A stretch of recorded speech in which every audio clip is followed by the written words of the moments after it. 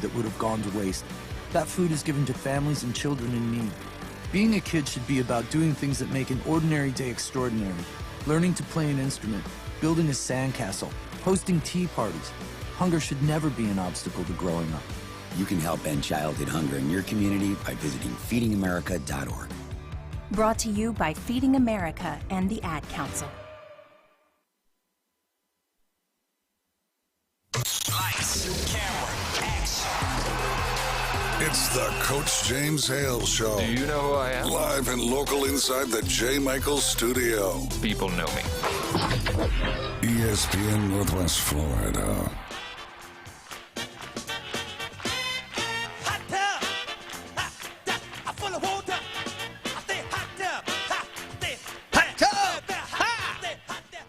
I bet y'all thought that was Coach Hale. No, Coach Hale was over sinking the ship in New Orleans, making sure the Saints lost their season finale. He'll be back in here tomorrow. Brian Haddad sitting in on a Monday, on a national championship Monday, here on the Coach James Hale Show, ESPN Northwest Florida. Big John running the new intro in there. Man, I love it. Hot You tub. like that, huh? That's a pretty good one. That's a pretty good one.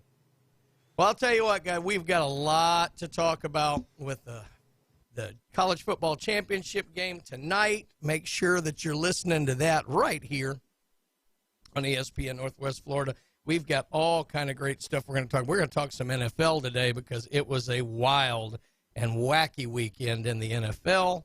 But let's do like I like to do every time that I'm in here. I want to start by talking some local because we had a whole lot of activity going on. A lot of you out and about over the last week, 2 weeks, have noticed all the people in town for different tournaments and different events. Our high schools have been fully in swing of getting a lot of games in. So let's talk about some local scores and results. High school boys basketball over the weekend, we had Poplar Springs taking down Port St. Joe 59-50. North Bay Haven gets a big win over Florida A&M 69-48. We also had Bozeman getting by Alpha 56-44. Bethlehem takes down Ponce de Leon 54-32. In the big rivalry game on Friday, Bay Tornadoes, Dr. Glenn Manley getting it done again, takes out Rutherford 61-46. Good win for Coach Cook and the crew there at Bay. Mariana 64, Sneads 28. South Walton gets the better of North Bay Haven 76-55. And Chipley takes down Bluntstown 53-48. On the girls' side, on the hardwood, North Bay Haven beats Florida A&M, secures the sweep for the Bucks. 54-43 in that contest. Vernon better than Weewa, 39-25. How about this score, John? Arnold 68, Franklin County 9.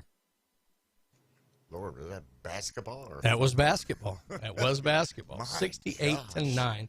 And then Freeport beats South Walton 58-52. On the pitch, soccer, lots going on there. Arnold had 3 games, it looks like. They had that big tournament in, that Florida U.S. tournament. Arnold takes down Niceville 2-0. They also beat Biloxi 3-2 and Wakulla 5-0. Also in that contest, Walton takes down Freeport 3-2. Other results from around the horn in soccer, Port St. Joe and Rocky Bayou played to a 3-3 draw. St. John Paul 6, Franklin 1, and Bay and West Florida played to a 1-1 tie as well. For the ladies in soccer, South Walton beat Shorecrest Prep 1-0, St. John Paul 4, Franklin 1, and Rocky Bayou 2, Port St. Joe 1. Also, love to hear from Coach Skipper. I know that I haven't seen any results, but I know that there were like 20-plus teams in town over at Mosley for a big wrestling tournament. I think they kind of have started going by calling it the Panhandle Championship, but I'd love to hear some results from that wrestling if anyone has them. If you want to call in, talk about anything with us, make sure you do so. 850 and then 215-6290. That's 215-6290. The man himself has entered the building. I don't know about that. Yeah, Dr. Chad Mitchell. How we doing, Doc? I'm doing good, Brian. How about you? I'm doing wonderful. Hi, John. What's up?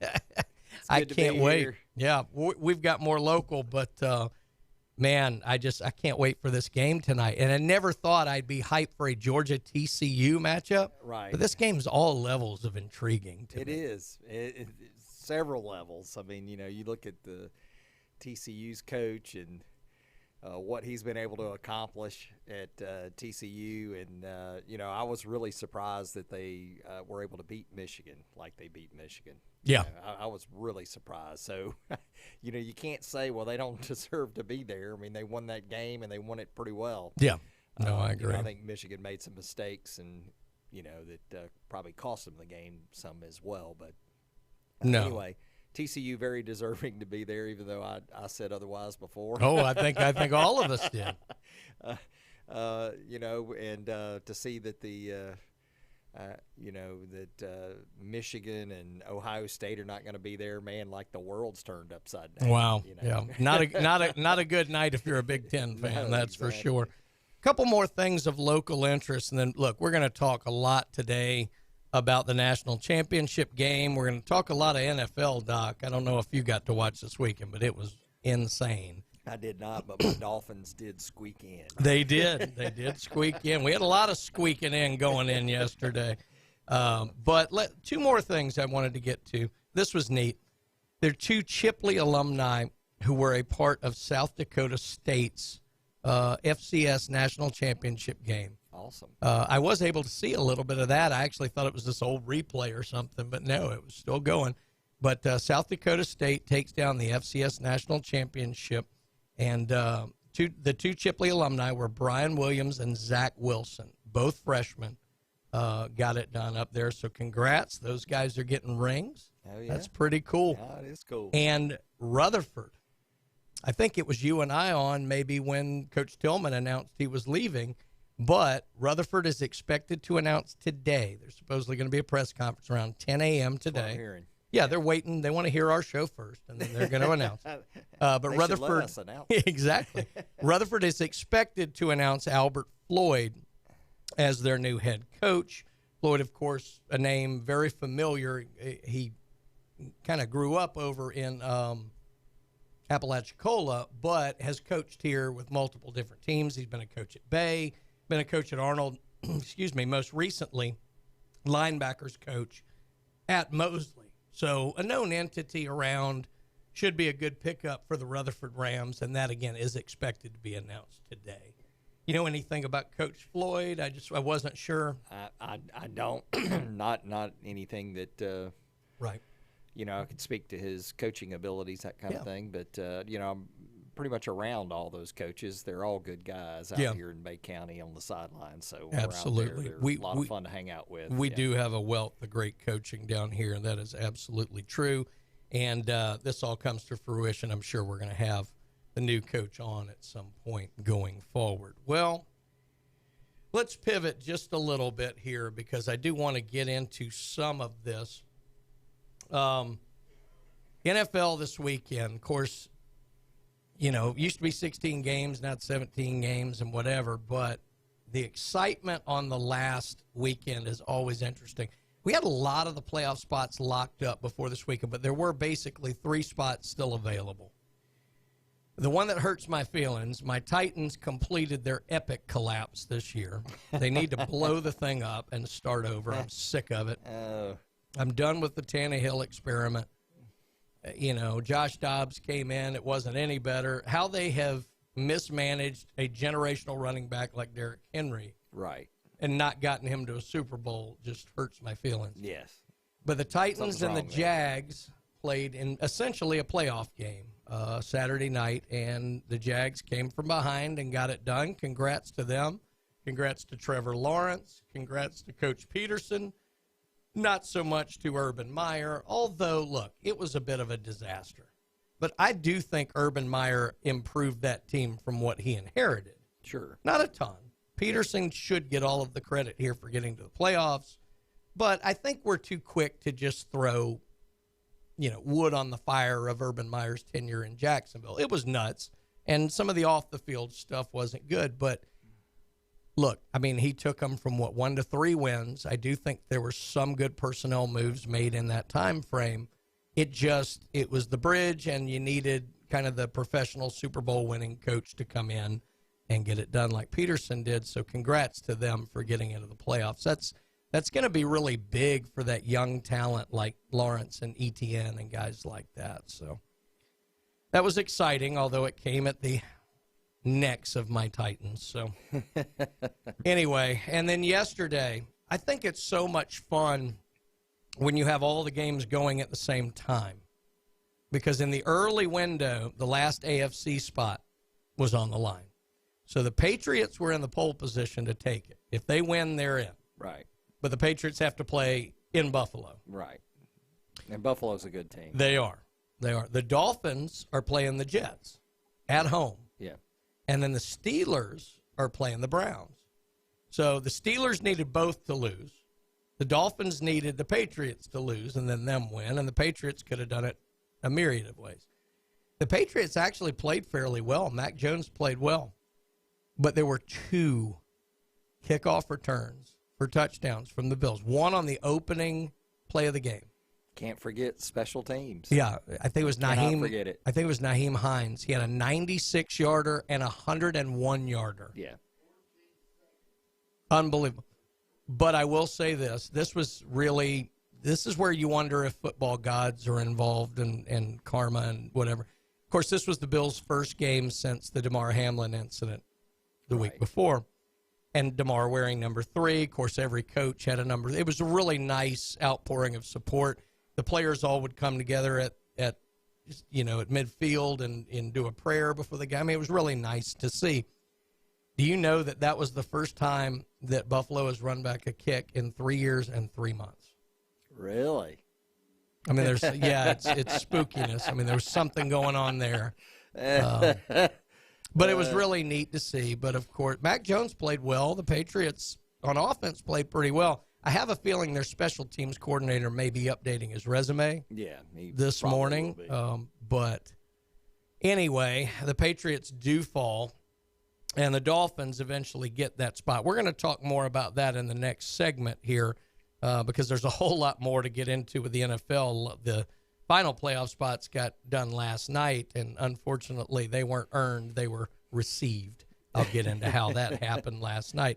But I do want to talk about our great sponsors. It is Monday, and that means it is Red Beans and Rice Day at J. Michael's Restaurant. It's got the best seafood in town, the coldest beer in town, but every Monday they do a great lunch special with red beans and rice.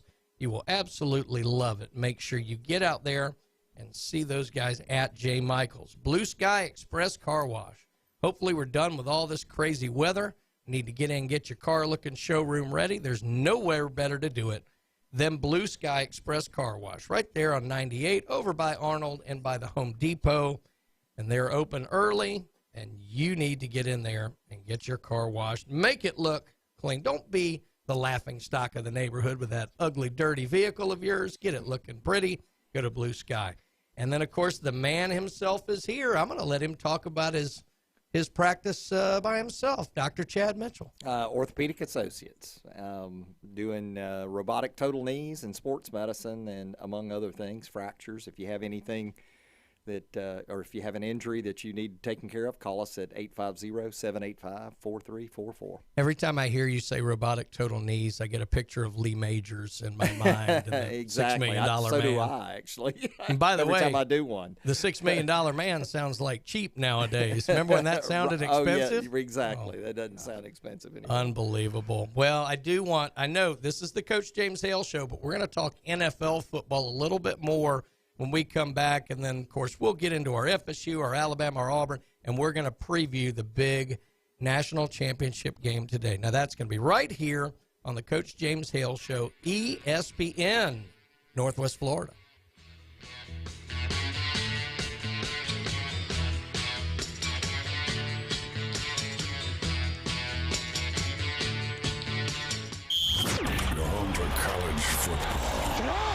ESPN Northwest Florida. The national championship is just days away. Georgia versus Texas Christian University. And you can listen to the game in ultra high fidelity only on ESPN Northwest Florida. UGA versus TCU today. Kickoff at 6:30 right here. College football on ESPN Northwest Florida is sponsored by PCB Coins and Cards, the Patch Boys of Panama City, and Jin Jin Super King Buffet. Good Monday morning. I'm forecasting partly sunny skies, mid to upper 60s today with a north wind at 10. Kind of cloudy tonight in the mid to upper 40s. Partly to mostly cloudy in the morning, partly to mostly sunny Tuesday afternoon in the mid to upper 60s. Sunny in the low 70s on Wednesday. That's going to feel nice. This weather forecast has been brought to you by Mid-South Lumber, the best little lumber yard in Panama City. For ESPN Northwest Florida, I'm meteorologist Tim Root. Did you know that fees associated with real estate closings are virtually the same from one title company to the next? So what sets South Oak Title apart? Effective communication, customer service, expertise, and technology. If you're buying or selling real estate, refinancing a residential or commercial property, tell your realtor you want to close with South Oak Title. South Oak Title, with locations across the Southeast, including Panama City Beach, Inlet Beach, Destin, and Fort Walton Beach. Visit them online at southoaktitle.com. Game days are always better at Dave & Buster's. That's because more TV inches, more food and drinks, more space, and more fun make the game we all know and love more special. Nothing beats seeing your favorite team take the field on the two 12-foot big screens or 26 75-inch TVs. Throw in the arcade experience and you've got a winning atmosphere that no other sports bar can deliver. Follow the fun at Dave & Buster's Panama City Beach on Facebook and Instagram. Eat, drink, play, and watch sports at Dave & Buster's. His biggest fear about the zombie apocalypse? It's all the walking. It's the Coach James Hale Show. Live from the J. Michael Studio on 104.3 ESPN Northwest Florida.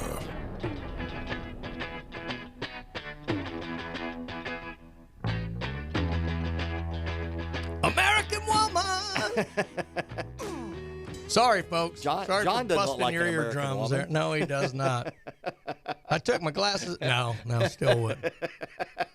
Brian Haddad, Chad Mitchell sitting in for Coach Hale, who is making his way back from the Big Easy after watching the Saints go down on the last-second field goal, unfortunately, to the Panthers. Good football game, but it's not the result that I'm sure he wanted. But you are listening to us here on 104.3 in Panama City, 102.1 in Mariana, and 101.9 in Port St. Joe.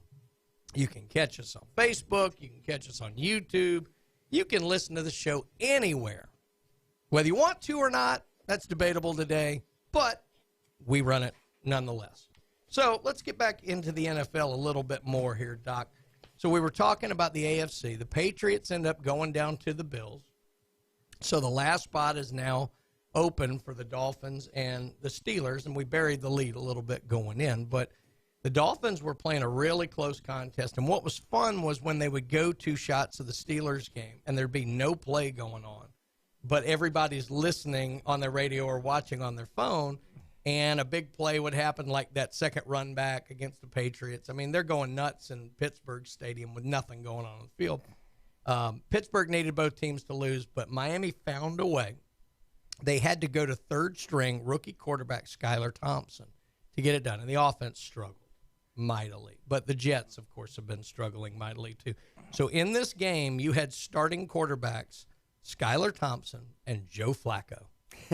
Could you have made some money laying a futures bet on that? You would think you could. Yeah.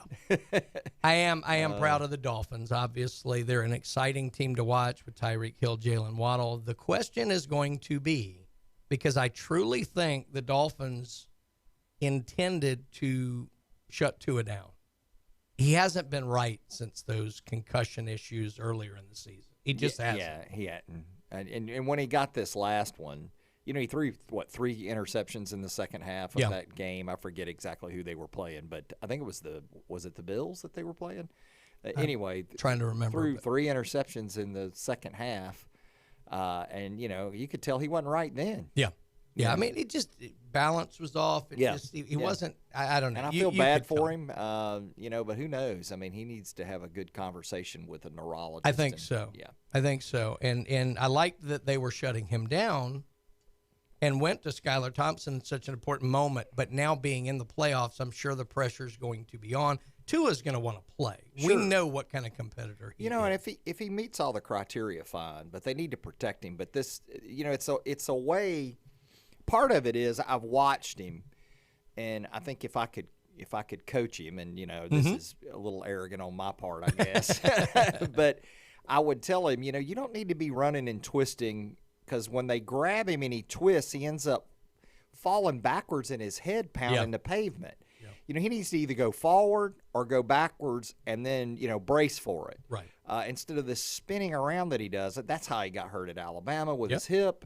That's how he's had ankle injuries. And he's in the pros now. Mm-hmm. He really needs to be a pocket quarterback and run when he needs to. I mean, that's exactly what he needs to do.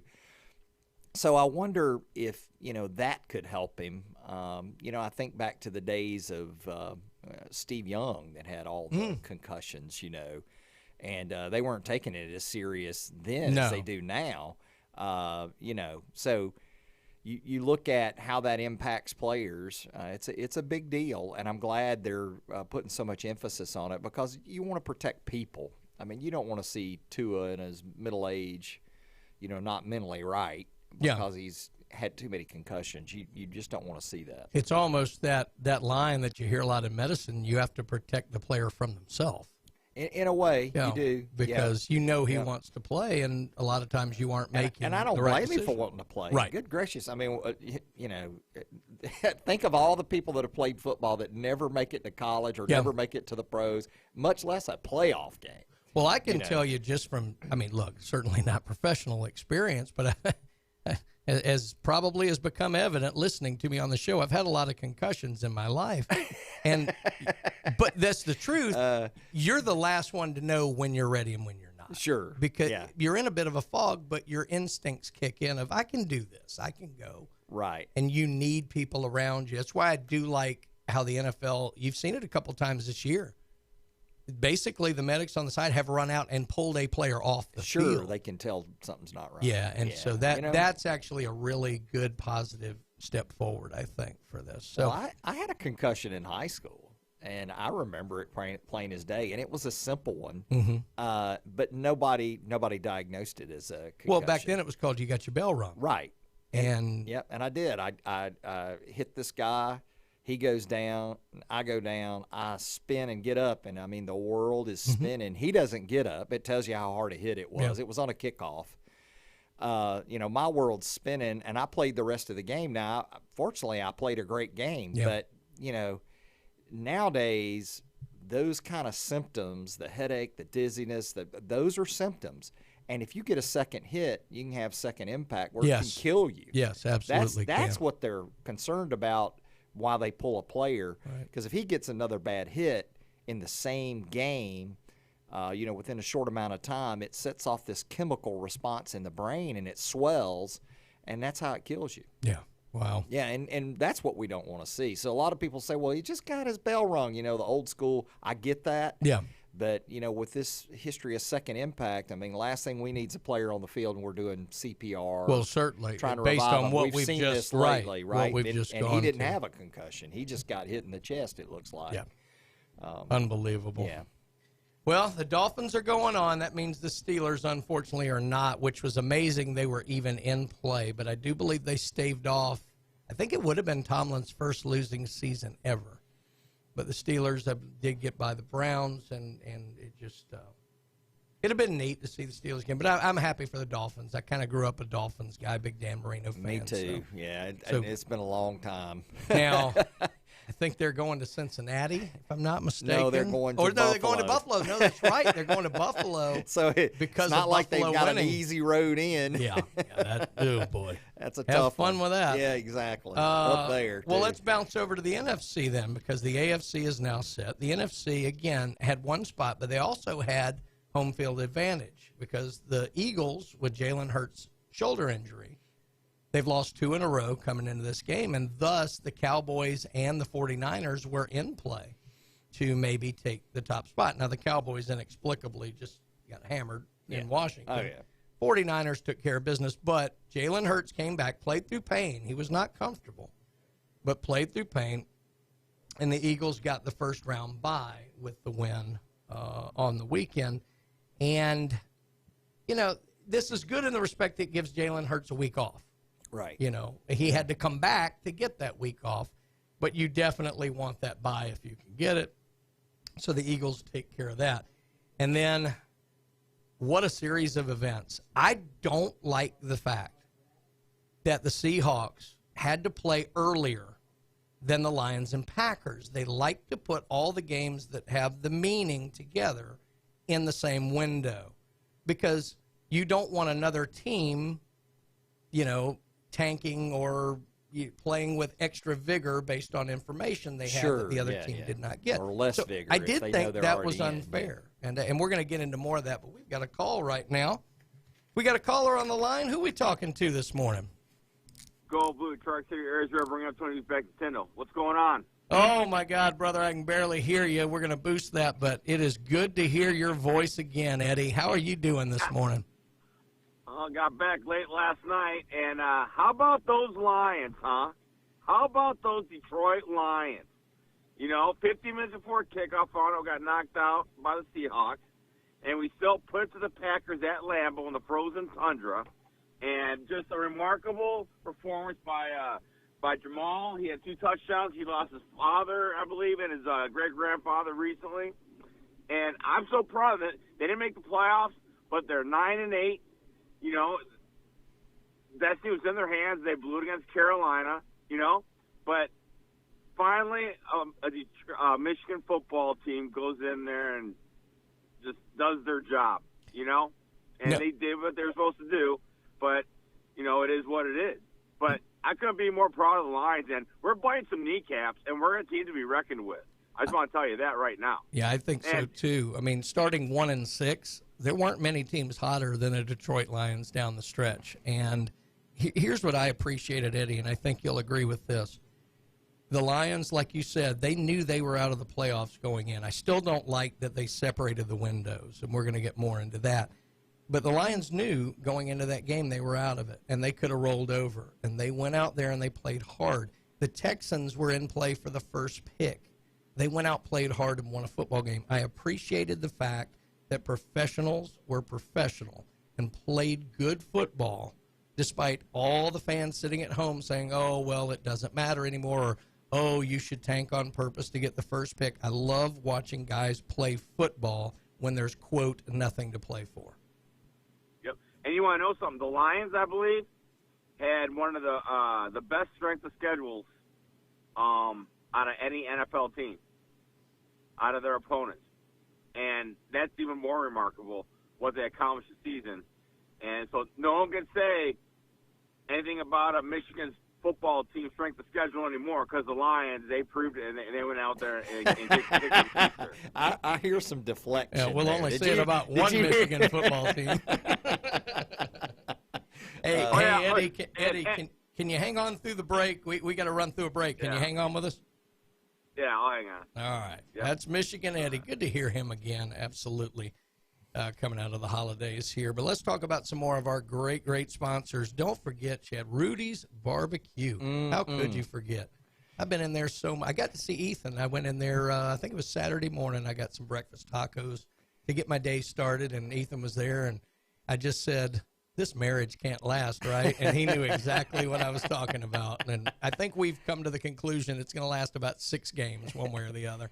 We'll get more into that later with the Texas A&M. But definitely get out to Rudy's Barbecue. Best brisket, best turkey. Absolutely great Texas barbecue. And you can get it right there on Back Beach Road at Rudy's Barbecue. Chuck Tucker, South Oak Title and Closing. Look, if you're dealing in real estate, you're selling something, you don't want any hassles when it comes to closing, you need to use the best, the one all of the big realtors in town use, and that is Chuck Tucker, South Oak Title and Closing. And don't forget about Dr. Ward. Dr. Ward will be in here with us every Wednesday. In fact, I got to go see him Wednesday afternoon. But Dr. Ward with Dermatology Specialists, if you're listening to us right now, there is an office in your area, 8 great offices along the Panhandle. and they will make sure and check you out. You don't need to be a statistic. 1 in 5 will develop skin cancer in their life. We live in paradise. There's no need to put yourself in any danger with skin cancer. Go get it checked out. 15 minutes could literally save your life. Get out and see Dr. Ward at Dermatology Specialist. When we get back, we'll talk a little more NFL. We might get a little preview of the champ game tonight with Michigan Eddie, the voice of the people, here on the Coach James Hale Show, ESPN Northwest Florida.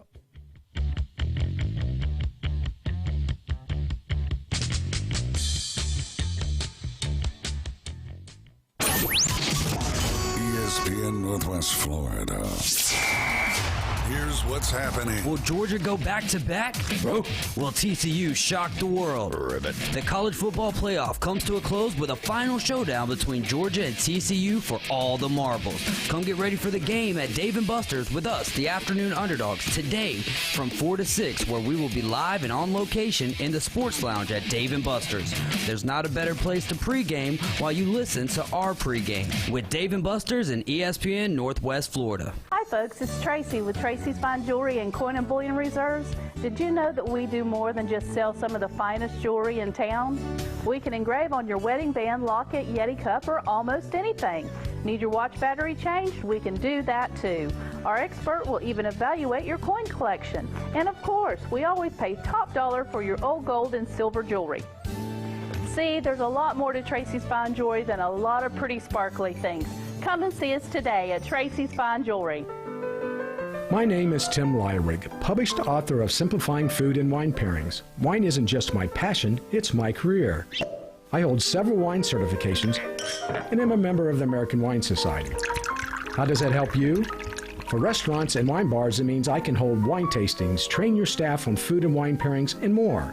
My services are available for events of any size. Call me, Tim Lywig, wine consultant, at 407-279-2112.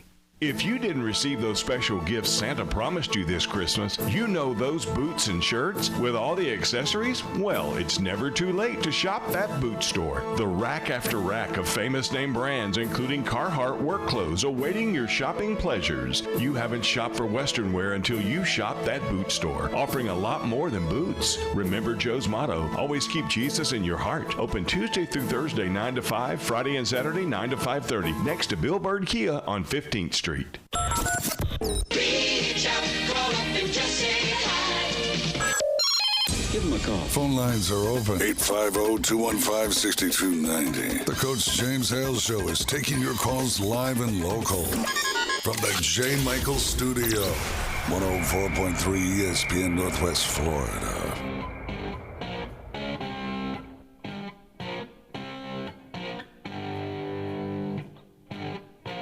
And we are back. Brian Haddad, Chad Mitchell, and Michigan Eddie, the voice of the people, back for the Coach James Hale Show minus Coach James Hale here on a national championship Monday morning. We were talking a little bit about the Lions getting it done. And before we bring Eddie back in, let me just cover that. The Lions beat the Packers last night. All the Packers had to do, win and you're in. Aaron Rodgers had it right in front of him. Jamal Williams had the 2 big touchdown plays. Detroit gets it done.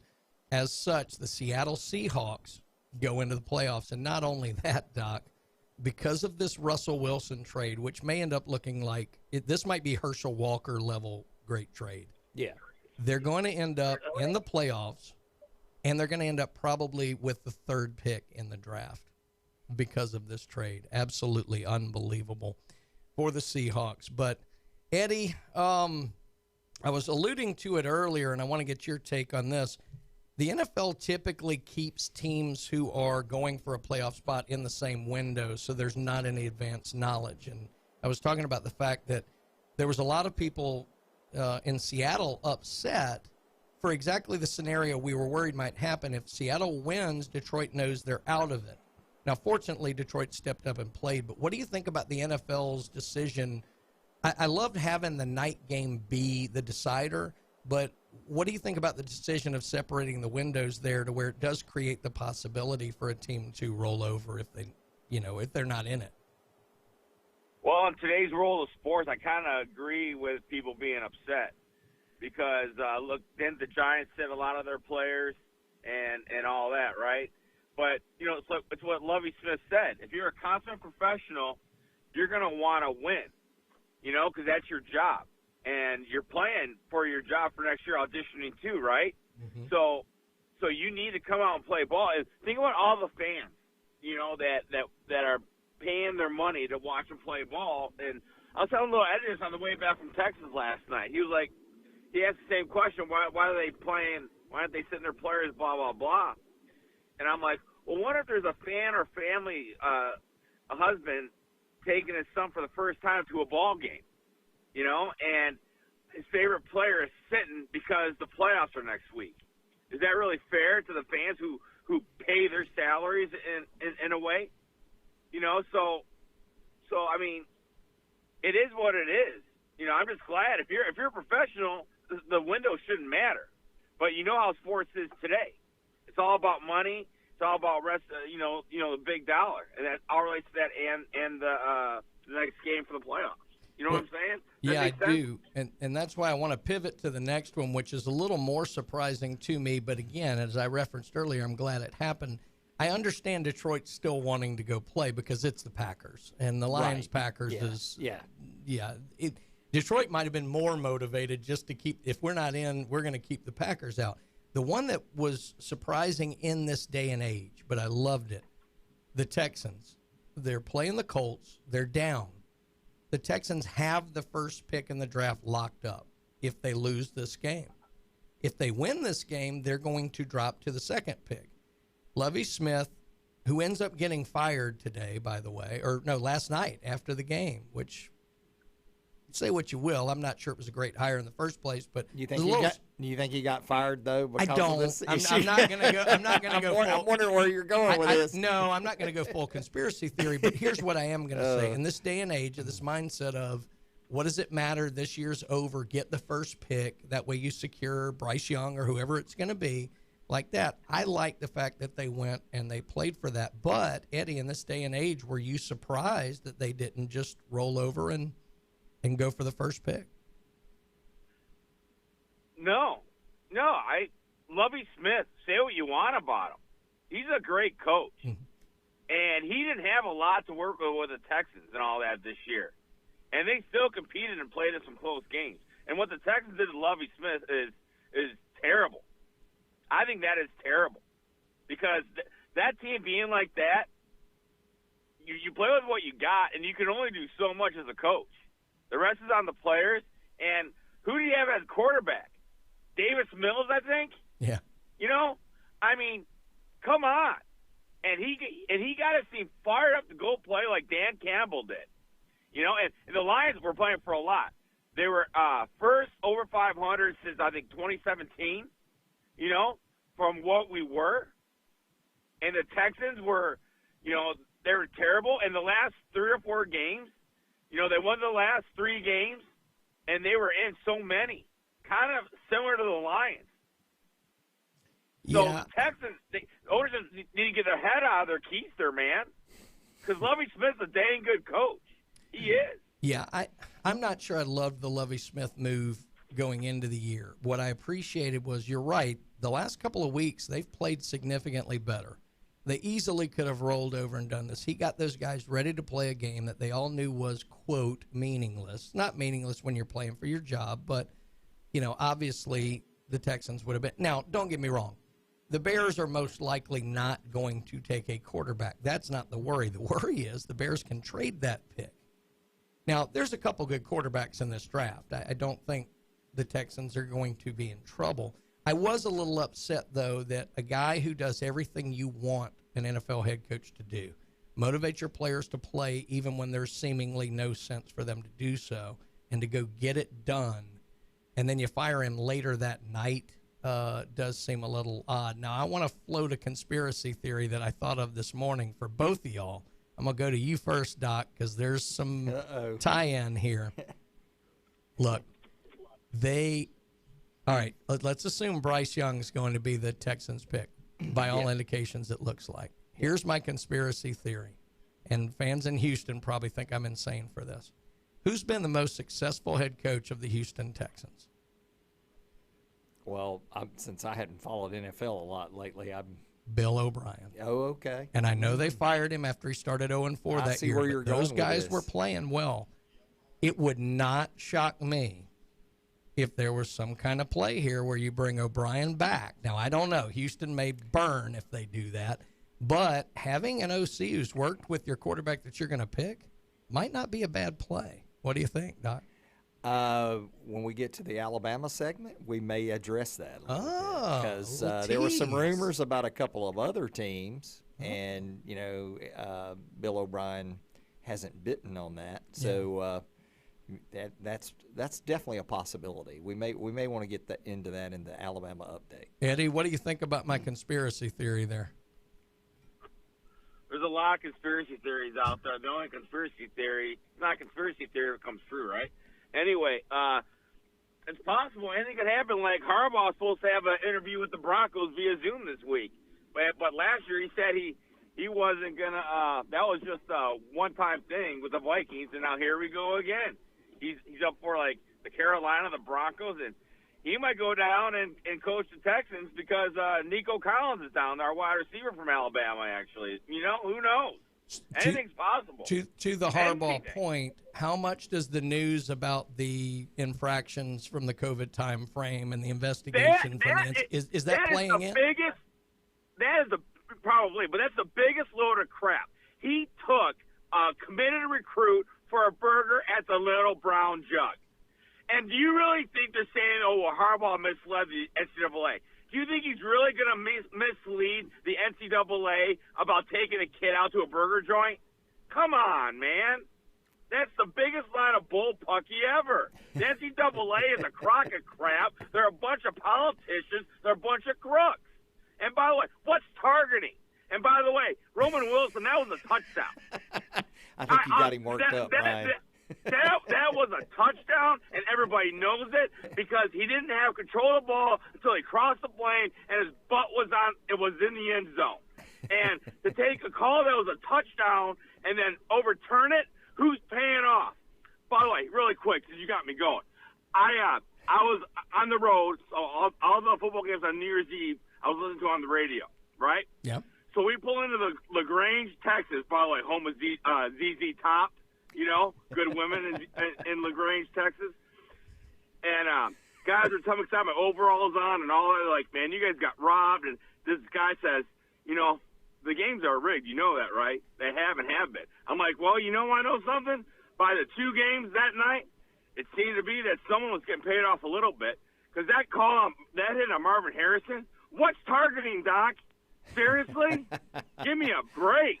Well, so wait a minute. So, and the officials don't know crap, man. Do you think somebody paid Michigan to fumble the ball on the 1 yard line? I'm wondering where you're going with this. Here's the thing. There wouldn't have been a fumble if they would have made the right call correct the play before. That was the biggest missed call was the touchdown not being called a touchdown. I agree, Eddie. I wish you had more passion in your voice, brother. I really do. No, I'm kidding, Eddie. Great. Listen, seriously. Great to hear from you. I know it wasn't the holiday season that you wanted, but it was great to hear from you again this morning. We got to get to a break, so do your outro for us, brother. All right, go with Drug Series. Bring up 22 back in. I'll talk to you guys later. See ya. Later, Eddie. That is the great Michigan Eddie who hit everything he wanted to hit in about 5 seconds. I love that guy. Absolutely great. And again, you can be a part of the show. Give us a call, 215-6290. We'd love to talk to you this morning about everything. What I want to talk to you right now about is Dat Cajun Place. You need to get out there tonight for the national championship game. I can tell you something. Every NFL weekend, college football weekend, they've had 75-cent wings this week. And they're not little wings. These things are big and juicy and delicious. And I had to pay for Hales a few times, but they're really good. And look, you throw that on top of the already fantastic menu at Dat Cajun Place and the drink specials they do, you will absolutely love it. Get out there and watch the championship game tonight and wear your colors. Max Fit Sports Nutrition, Jason Kovaleski, probably not terribly happy with that Marvin Harrison call either. Big Ohio State fan, but you need to get out to Max Fit. You want to look better, feel better. You want to get bigger, stronger, faster. He's got a store full of great products there. And you know, Chad, the beauty of his shop, you can try it before you buy it. You don't get that very much, anything like that in any store today. And you can get that at Max Fit Sports Nutrition. They are right there in Pier Park North next to Dick's Sporting Goods. And don't forget about Paparazzi Gourmet Deli. 3 restaurants in one, the pizza, the deli, and the bakery. Coach Hale's back today. I hope they made extra Napoleons and Paradise cakes for him because he's going to need them. We get back, take more of your phone calls, talk more NFL, National Championship, everything football here on the Coach James Hale Show, ESPN Northwest Florida.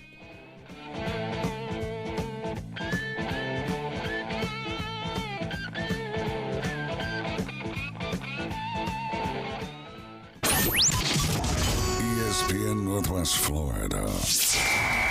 Here's what's happening. Will Georgia go back-to-back? Will TCU shock the world? Ribbit. The college football playoff comes to a close with a final showdown between Georgia and TCU for all the marbles. Come get ready for the game at Dave & Buster's with us, the afternoon underdogs, today from 4 to 6, where we will be live and on location in the sports lounge at Dave & Buster's.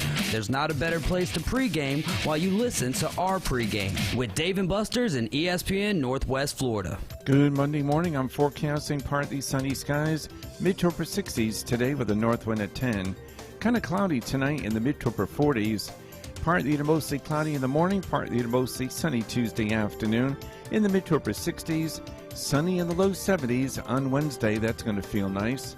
This weather forecast has been brought to you by KHS and Associates, your source for affordable health insurance. For ESPN Northwest Florida, I'm meteorologist Tim Root.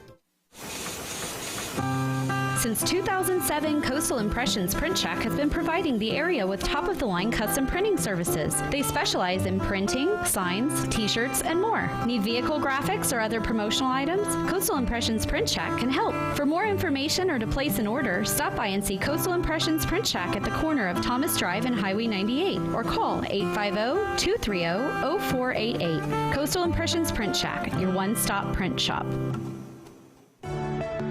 Hi, I'm Kevin Shady with KHS and Associates. We represent private insurance providers using multiple nationwide PPO networks for pre-negotiated discounted rates and no copays, no co-insurance, and no deductibles. If you're interested in a quote, give us a call or text 502-386-1128 and provide us your zip code and the ages and gender of those to include. Call or text us at 502-386-1128. That's 502-386-1128.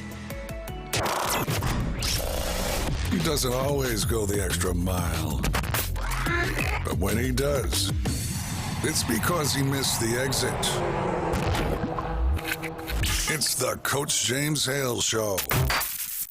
Live and local inside the J. Michael Studio. 104.3 ESPN Northwest Florida. Florida State, Florida State, Florida State. Woo! FSU update.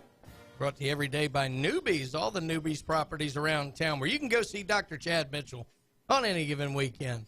I just got after going to Newbies? Is that where you were going? You don't want to with see that? him after Newbies.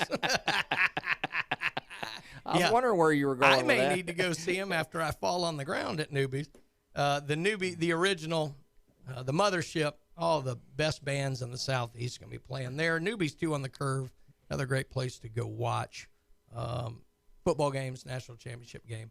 And then, of course, the Booze and Brew. They're on Front Beach, great place to have local gatherings and events. John and Charlotte, thank you for everything you do for the community, and thank you for sponsoring the FSU Update. Well, no bigger news if you're an FSU fan than this. Jared Verse, superstar defensive lineman Jared Verse, has announced he will return to FSU. Now, he's a projected late first round NFL pick. Ended up this year, even though he missed a few games in the middle of the season with some nagging injuries, he had 9 sacks, 16 tackles for loss, had 1.5 sacks in the bowl game.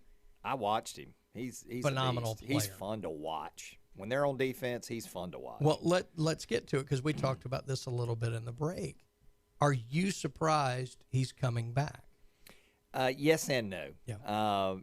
If you're a first rounder, there is some money involved. But if he's a late first rounder, he's probably received some good advice that, look, you might be a top of the first round right. pick next year, and there's, I mean, millions of dollars difference there. And so, you know, he may be getting some advice like that. That's certainly the advice that Nick Saban gives the Alabama team. Some of the players don't listen to it, as evidenced by some of them that have left. That could have hung around. But in this case, I think he's making the right move, actually. You know, there's probably an educational aspect to that, which I admire if that's part of it.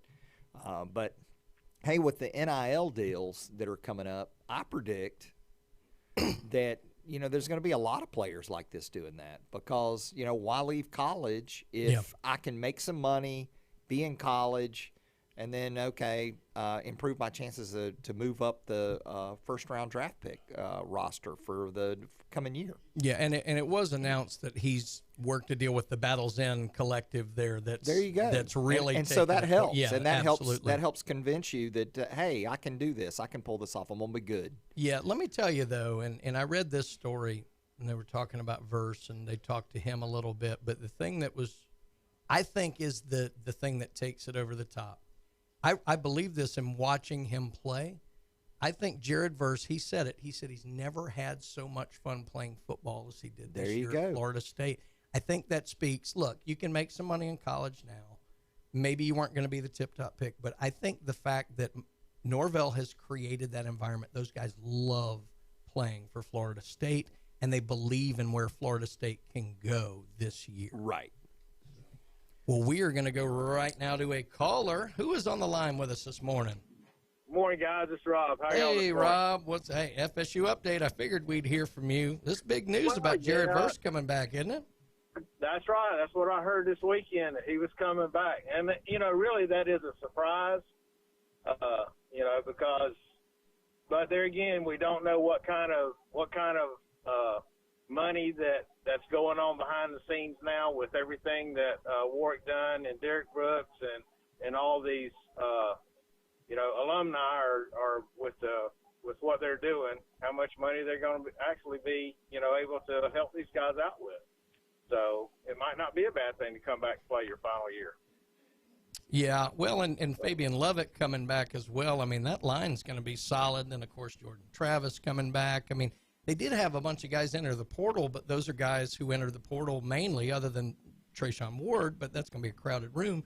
Most of the guys who are in the portal were guys who really weren't seeing the field that much. So what's coming back for FSU is really exciting for next year. Oh, no doubt. No doubt it is. And one of the reasons, not only that was the reason I was calling is because back to what Eddie was talking about and y'all was the conspiracy and stuff on some of the calls. And it's not that it's really conspiracy, but I watched most all of those games. And to me, there was not very many views of any of the crucial calls that they made. It was like, was there a shortage on TV technicians, cameramen? What was it? Because, you know, you watched all those games and on some of the targeting things, some of the fumbles, they didn't give you but like 3 views, and they've never even had one from the opposite side of the field. You know, that's an interesting take that I had not considered until you just said that. I mean, I can understand the Harrison one slightly because of it was all the way in the back of the end zone. They may not have had 1 or 2 angles they would normally have, but in the TCU Michigan one, they had a million different angles they could have gone to. That's interesting. Right. Yeah. Well, and knowing that those cameras that are at FSU, they stay there year round. They just cover them up with a canvas tarp. Mm-hmm. But now you watch the Georgia game, and you know they said brought to you by AT&T. They had a laser at the first down marker. Mm-hmm. And there was one questionable one late in the game where they reached out before he did it, and it showed, and you could see the laser line going all the way across the field. Now it was back maybe 2 yards off of the sideline, but I can't believe. I mean, now they have those GoPros that are at the racetracks for and they're on the curves that pop up and pop down. So I mean, why can we not get a little more technical if that's what we're going to do? You know, why can we not, you know, you've got that, what is it, that drone that flies over the fields and everything else on every play at the goal line. Why do we not have that drone?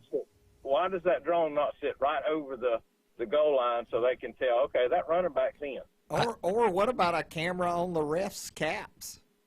Then you see exactly what they're seeing.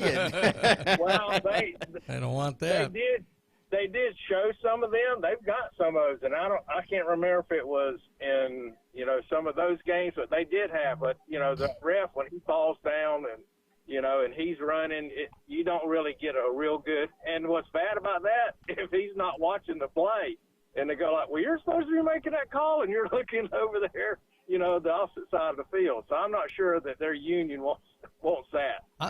No, that's true. I'll be honest. I've never understood in this day and age of GPS why they can't put a chip in the football. Why they can't put a chip in the football and use that for the first down markings and everything like that. I don't know. Well, there's that. Whatever they had, and I hope they have it tonight.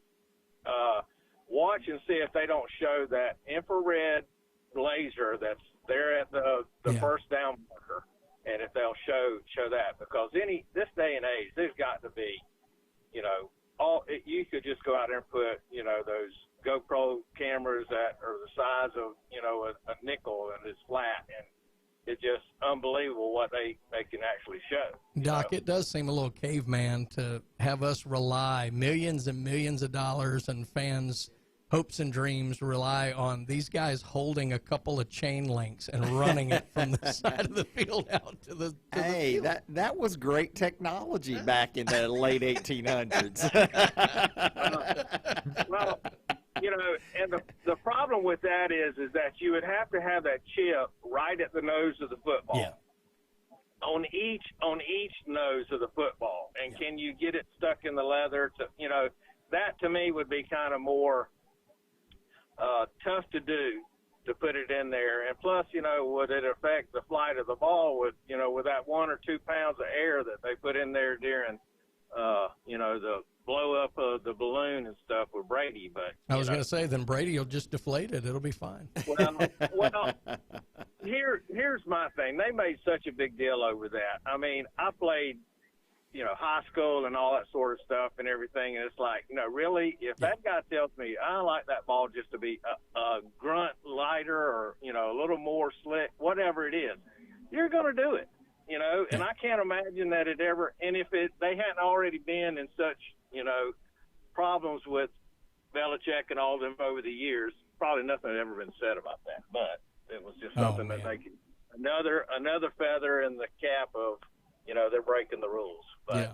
Well, I could go down for hours on the whole Deflategate and why the NFL allows each team to have their own footballs anyway. I mean, that one never sat with me, but that would take us way past the top of the hour break. Real quick, Rob, what you got anything else you want to get in for us? About to head to a break. Everybody was talking about the targeting there at the end of the Michigan game. To me, that kid was standing flat-footed. They came at him, and he, as they were falling, going down, I will say he could have put his hands out on him, but it's a heck of a lot less than what I've seen a bunch of guys just dive down on top of what we used to call spearing. Yeah. But anyway, I know y'all got somebody else trying to call in and stuff and got to go to a break. Y'all have a good day. All right, Rob. Good to hear from you, brother. Yeah, and Rob, like all of our FSU fans, that's going to be really exciting with the guys coming back for the Seminoles. I know we're going to talk more and more about that as the weeks go forward. But, again, thanks to Newbies for sponsoring our FSU update like they do every single day here on the James Hale Show. Just wonderful, wonderful place. Let's talk about a couple more of our great sponsors. Chad, I know it's the winter, or what qualifies as winter here in Florida, but there's no need to have just a browned out, ugly-looking lawn. You need to call Turf Pro Pest Management. They'll have your lawn looking as beautiful as those Bay Point fairways. Absolutely. You need to call Turf Pro. El Rodeo Tequila Bar and Grill, that's where I was watching NFL games yesterday. Had a great time there. Got the Burrito Loco. Paid for it last night, but boy, it was good. And you will absolutely love it. El Rodeo Tequila, the best Mexican restaurant on Panama City Beach. And can't thank the folks at Buffalo Rock enough for what they do for our show, for the high schools, for all of the athletes in Bay County. They have been supporting us all for years and years and years. We love them, and they make great products. You're looking for a mixer tonight. you're just looking for regular refreshment, go to the guys at Buffalo Rock. When we come back, Eddie's favorite segment of the show, the Alabama Update with Dr. Chad Mitchell. That'll all be coming up next. Coach James Hale Show, ESPN, Northwest Florida.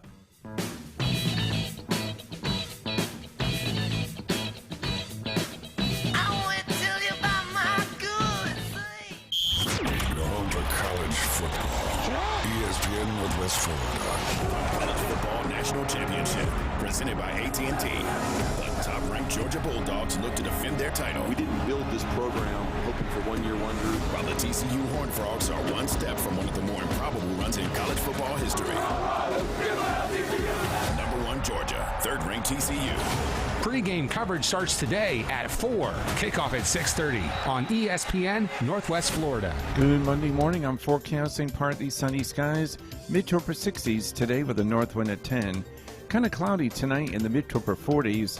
Partly to mostly cloudy in the morning, partly to mostly sunny Tuesday afternoon in the mid to upper 60s.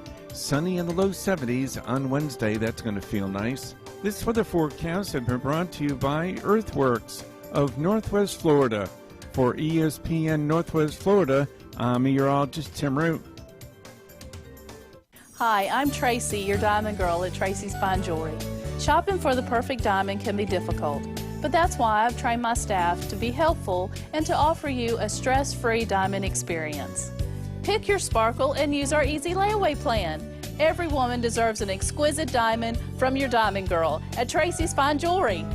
We don't work on commissions. We work for smiles and I-dos. So if you're tired of high-pressure salespeople, stop by and see us today at Tracy's Fine Jewelry. WGSX Lynn Haven, WTOT, W271DM Mariana, WVLQ Port St. John, powered by Pepsi, ESPN Northwest Florida. Golf Plus is your premier golf shop on the Gulf Coast. Not a big box or a chain store, but a local store with golf experts to serve you. An amazing array of demo and fitting products, plus a professional repair shop that can handle anything from a basic re-grip to a full set of re-shafts and everything in between. Golf Plus has locations in Dothan and Panama City Beach to serve you. Come see them today for all your golf needs. Located next to Firefly at the shops at Edgewater. Call 850-249-2726. Put down your natural light. It's time for the Alabama Update. The Alabama Update, weekday mornings at 8. On the Coach James Hale Show at 104.3 ESPN Northwest Florida. Roll Tide! Roll! Alabama Update brought to you every single day on the Coach James Hale Show by Jason Steverson and Steverson Air Conditioning. They are number 1. We're going to find out who's number 1 in college football tonight, but Steverson Air Conditioning is number 1. Before we get into Dr. Chad Mitchell's Alabama Update today, I think we've got a caller on the line. Who are we speaking to this morning? Hello, this is Michael with the Lynn Haven Raiders. Hey, Michael, how you doing? I'm pretty good. I called in Friday to talk about a tryout that we were having for a travel ball football team. Yeah. I was just wanting to call and give you guys an update. Okay. We had about 50 athletes show up Saturday, which was really nice for it being a first time here. We were able to put 2 teams together that I'm very excited about. We're going to put a 12U team together and an 8U team. Outstanding. Yeah, I'm really excited about it. We got some really good athletes, and we got kids from multiple teams, and I'm kind of excited about that because that means it ain't just one team trying to do it. It's what we're trying to establish and get all the Bay County athletes together on one team. Absolutely right. Well, that is outstanding news out there. Lynn Haven Raiders, is that correct? Yes, yes. Awesome. I also would like to say that we're actually going to have a parent meeting on the 20th at Mosley High School at 6:30 for the fall season.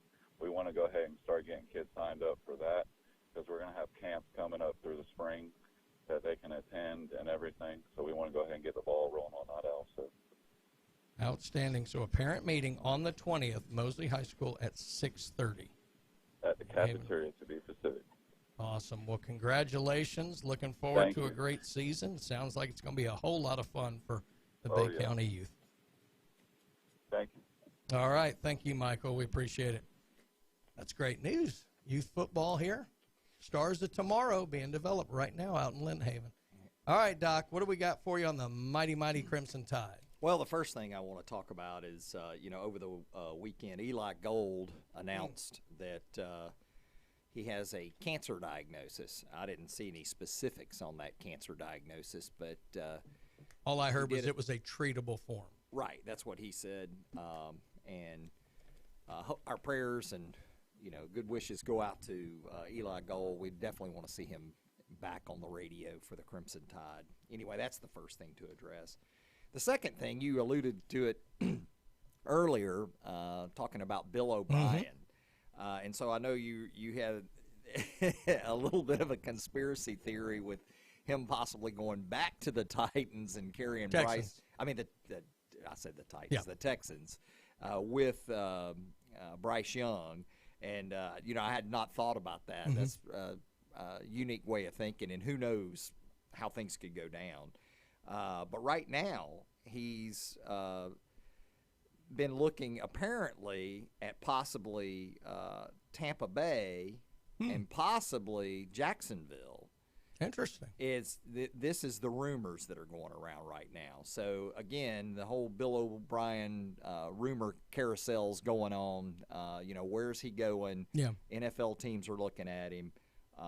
This is the speculation that's going on behind the scenes that you may hear about. Well, you know how you always hear about coaches and you hear they're a better coordinator than a head coach? I think it's the opposite with O'Brien. I think you're right. I actually like him as a head coach. I thought he did what he did at Penn State can never be overstated.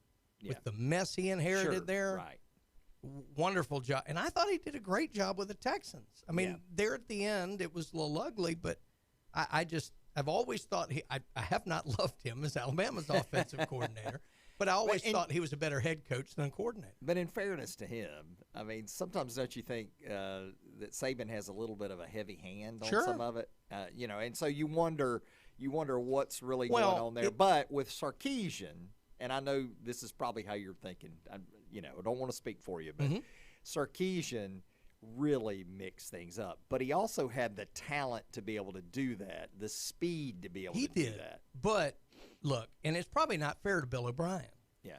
Look at the imagination he followed in the three immediate previous offensive coordinators. Oh, yeah. Well, look, even throw Daboll in there. Right.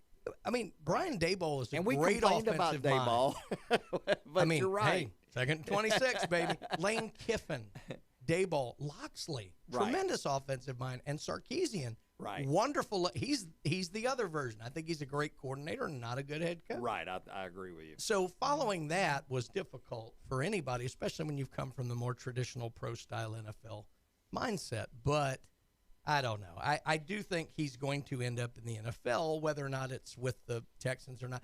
I couldn't see him going to the Texans and being an offensive coordinator.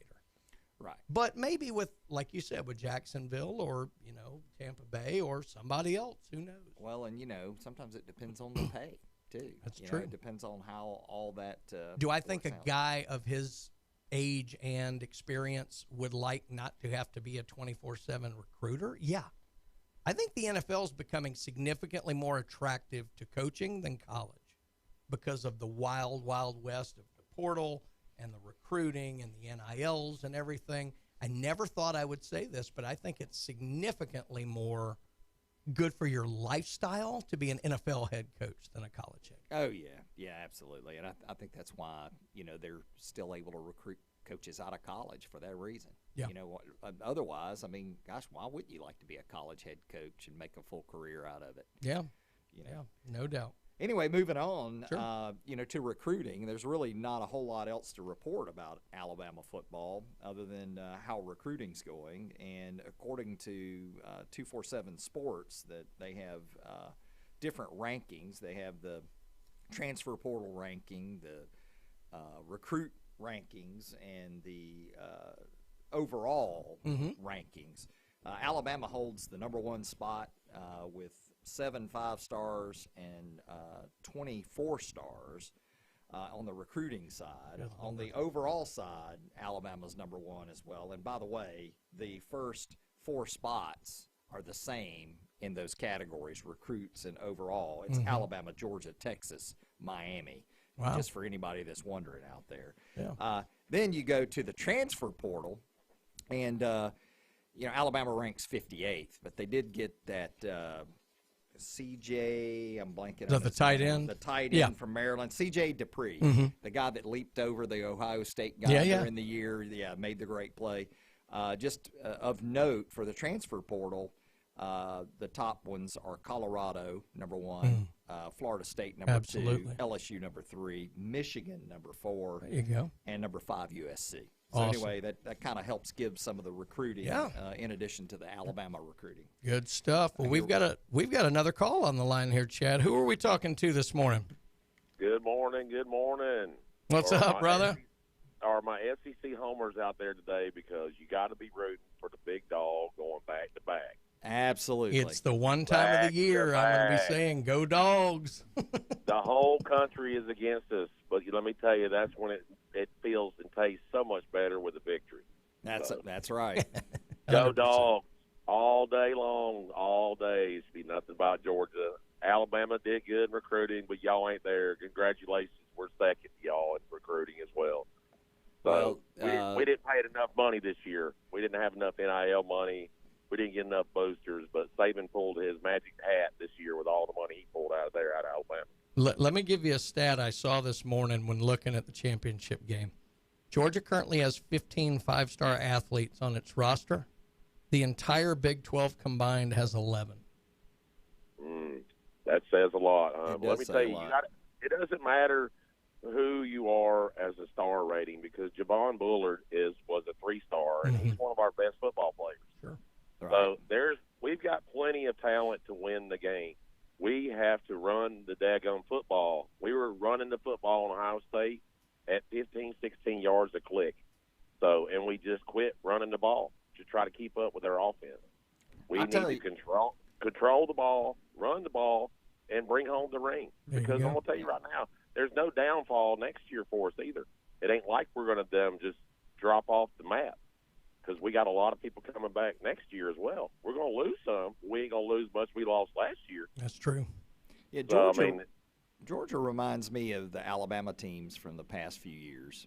Just the way they played that playoff game. They were behind, but they found a way to win. I mean, that's what you've got to do as a championship team. You've got when you play the tough games, you've got to be able to figure out how to win. And kudos to Kirby Smart on that timeout during the fake punt. I'm going to tell you, that's the best coaching call I feel like I've seen all season. And to watch the timing of that, you could see him on the sideline. He gets the information. He makes the gesture like he's going to time out. He delays and then calls it right at the snap. It ruined the play, and they can't go back to it. Just beautiful coaching. But anyway, so don't get discouraged. These games get tough, but Georgia reminds me of how Alabama's played. And when I watched Georgia, I kind of felt the same way I did when I was watching my own team. We make this difficult, it seems, but they're playing good ball. Well, we just got to play our game. We're a run-first team. Our defense has been exposed a bunch this year, but we still kept the points down. We beat teams that beat other teams like a drum, and we beat them terribly, just beat them horribly. So, I mean, we need to play up to our competition. TCU's a quality football team. They wouldn't be there if they wasn't. So, I mean, they got how many calls they get? How many calls did we get? How many calls did we not get? So, I mean, everybody can say whatever they want to, but the big red and black machine is going for back-to-back. And the reason Alabama was so good them days is because number 16, that's Kirby Smart. Kirby Smart was the recruiter at Alabama, basically, and he just brought that all to his home. And we ain't going anywhere. We're not going anywhere. So I have a feeling we're going to win. I think we probably cover. But next year, everybody's thinking, they're going to drop off again. No, we're going to be right back in the same situation. Well, we're going to have to run to a break here, but before we go, give me like 15 seconds. How's the game going? What's your final score prediction? I say we come out the gate, TCU jumps up early, gets a little momentum, we come back, we win 35-28. Go Dogs. All right. You heard it here first. Go Dogs, exactly right. Well, I'll tell you what. That was our Alabama update, talking about Georgia maybe winning another national championship. No, but it's true. Hey. There's some Alabama ties there. Coach Hale says it all the time. Is Georgia the new Alabama? They very well might be. Could be. Tonight could go a long way to cementing that legacy. Would be the first time someone's gone back-to-back since. Right. Yep. Alabama, 11-12. Good luck to the Dogs tonight. I hope it's at least a great game. I have a feeling it's going to be like that as well. We'll get into that more as we talk about the game. But we're going to head to a break right now. Right here on the Coach James Hale Show. We will be right back. 104.3 ESPN, Northwest Florida.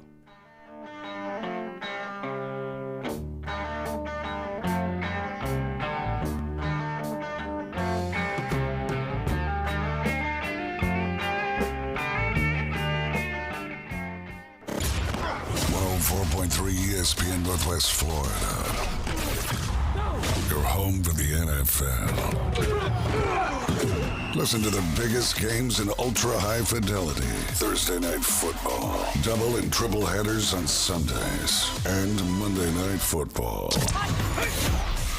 The NFL on ESPN Northwest Florida is sponsored locally by Dave & Buster's and Instant Replay Sports Cards.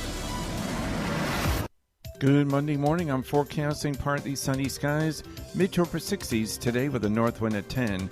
Kind of cloudy tonight in the mid to upper 40s. Partly to mostly cloudy in the morning, partly to mostly sunny Tuesday afternoon in the mid to upper 60s. Sunny in the low 70s on Wednesday. That's going to feel nice. This weather forecast has been brought to you by Mid-South Lumber, the best little lumber yard in Panama City. For ESPN Northwest Florida, I'm meteorologist Tim Root. Mid-South Lumber has new owners. Stop in and visit Ann and Dave. They're on site every day to make you a priority. They're not the typical big box store, and customer service is their #1 priority. Locally owned and operated for over 40 years. Transform your home with James Hardy Siding. Durability, fire resistant, sustainability. James Hardy Color Plus is virtually maintenance free and comes with a 30-year warranty. Mid-South Lumber, the biggest little lumber yard in Panama City. Y'all listen up. Let me tell you something about group meals from Rudy's Barbecue. It's got all you need for all the folks you gotta feed, smoked meat, sides, and more. There's everything down to the tablecloth, just like the one that you see at the store. At a bridal shower, it's better than flowers. And a long distance meeting, it'll pass the hours. It'll feed all the cousins at a family function. It's better than potluck at a church luncheon. Next time you need to feed 10 or more, call and order a Rudy's group meal. Next in line. Tiger fans, join us weekday mornings at 8:15. It's the Bay Point Golf Auburn Update on the Coach James Hale Show at 104.3 ESPN Northwest Florida.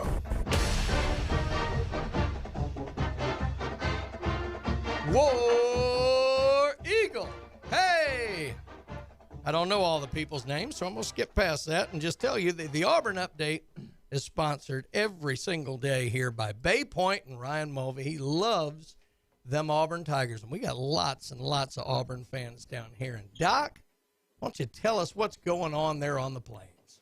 Well, the good news for Auburn, it looks like Hugh Freeze is making a huge impact. Mm-hmm. They are number 19 in the overall rankings for recruiting and transfer portal. Excellent.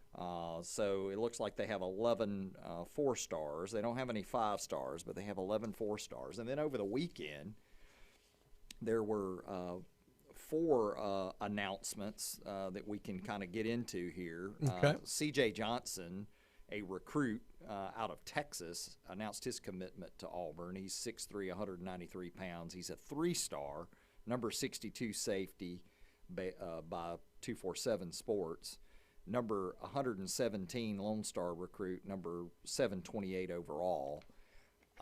Then Lawrence Johnson, who played for Purdue, he was a defensive tackle for Purdue. He announced he's transferring to Auburn.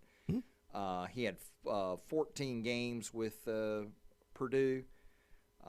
In 2021, 34 tackles, 23 solo stops, 4.5 tackles for loss. 2022, 29 tackles, 16 solo, 1.5 sacks. Then there's Demario Tolan, an LSU linebacker who played 12 games with LSU. He's transferring to Auburn. 13 tackles, 3 solo. Now, he was a freshman this past year. So he's a previous 4-star. So he's a good 4-star, right, that has game experience going to Auburn. And then the last of the news was a Maryland transfer to Auburn from the defensive line. This is, I hope I'm getting his name right. It's Mosiah Nasili-Kite from Maryland. Again, he's a defensive lineman, 12 games, 26 tackles, 18 solo, 2.5 tackles for loss, and 1 sack. So Auburn's, definitely getting their defense improved. Yeah. Again, they're number 19 overall recruiting and transfer. Yeah, you use that old trick I used when you don't know how to pronounce someone's name. Just say it extremely fast, and it sounds like it works. There's actually, I'm reading a story. There was one more even, and this one happened recently. It was at the All-American Bowl, the big high school showcase they had. Tyler Scott, who's a 3-star corner out of, it says Mableton, Georgia, Pebblebrook School. He announced that he's committed to play at Auburn, and he had finalists. He's only a 3-star, but listen to this list of offers. See, this is where the star rankings don't match up. I always look at who's offering. He had finalists that included Alabama, Auburn, Louisville, Tennessee, Michigan, Southern Cal, and Tennessee. Wow. That sounds better than 3-star to me. It does to me as well. Yeah. So another good name. Look, Hugh Freeze, the key for him, for me, he's got a few skill players still there. They need to build some depth, which he's doing through recruiting. He has to hit this transfer portal on both sides of the line. So getting the Purdue defensive lineman, I think, is big. He needs some offensive linemen and some more defensive linemen because Auburn needs to beef up on the line. Oh, yeah, and he knows that. Yeah, absolutely right. But anyway, that's pretty much it. Other than Auburn basketball, Auburn basketball's doing pretty well. They're ranked 20th in the coaches poll, 22nd in the AP.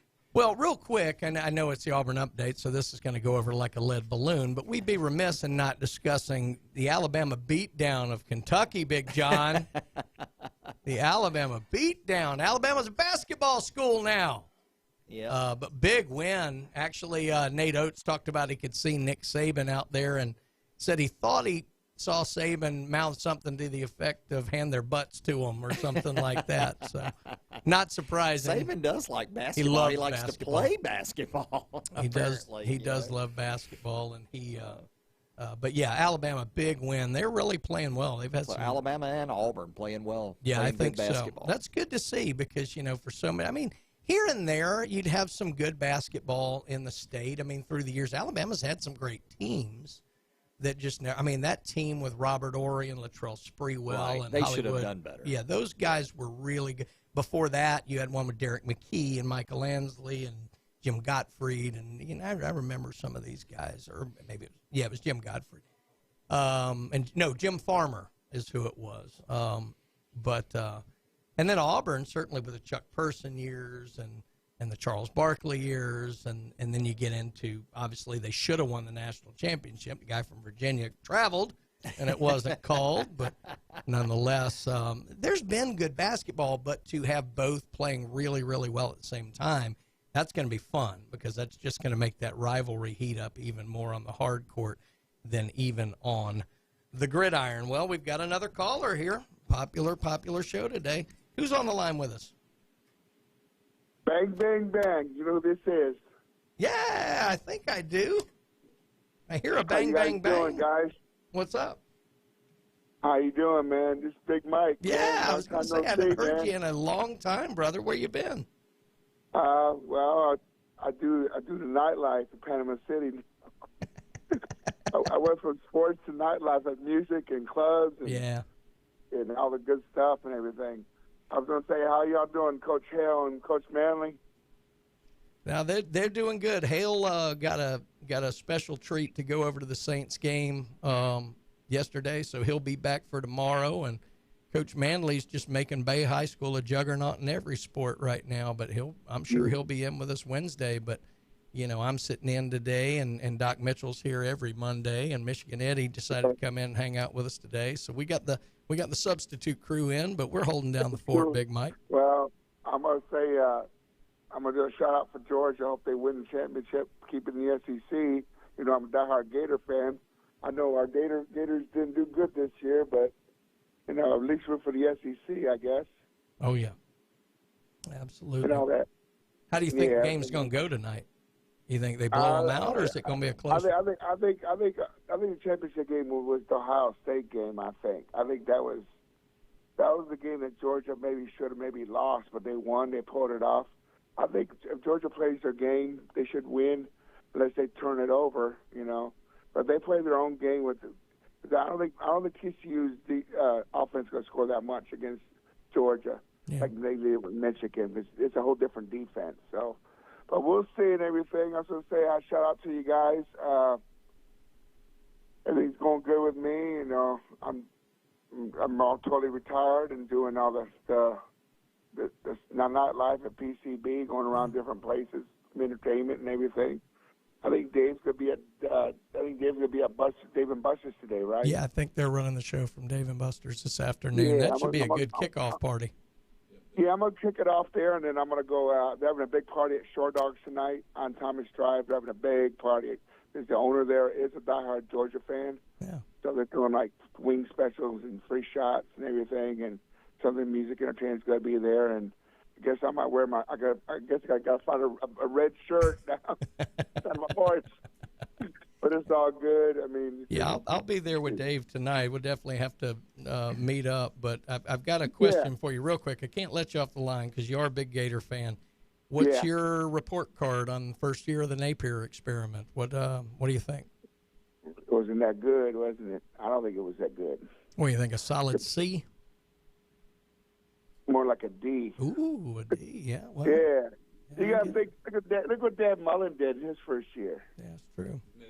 I mean, I think they jumped the gun on Dan too much. It's just, I think Dan was cocky in different ways, but I mean, what he did in 2 years, he turned it around.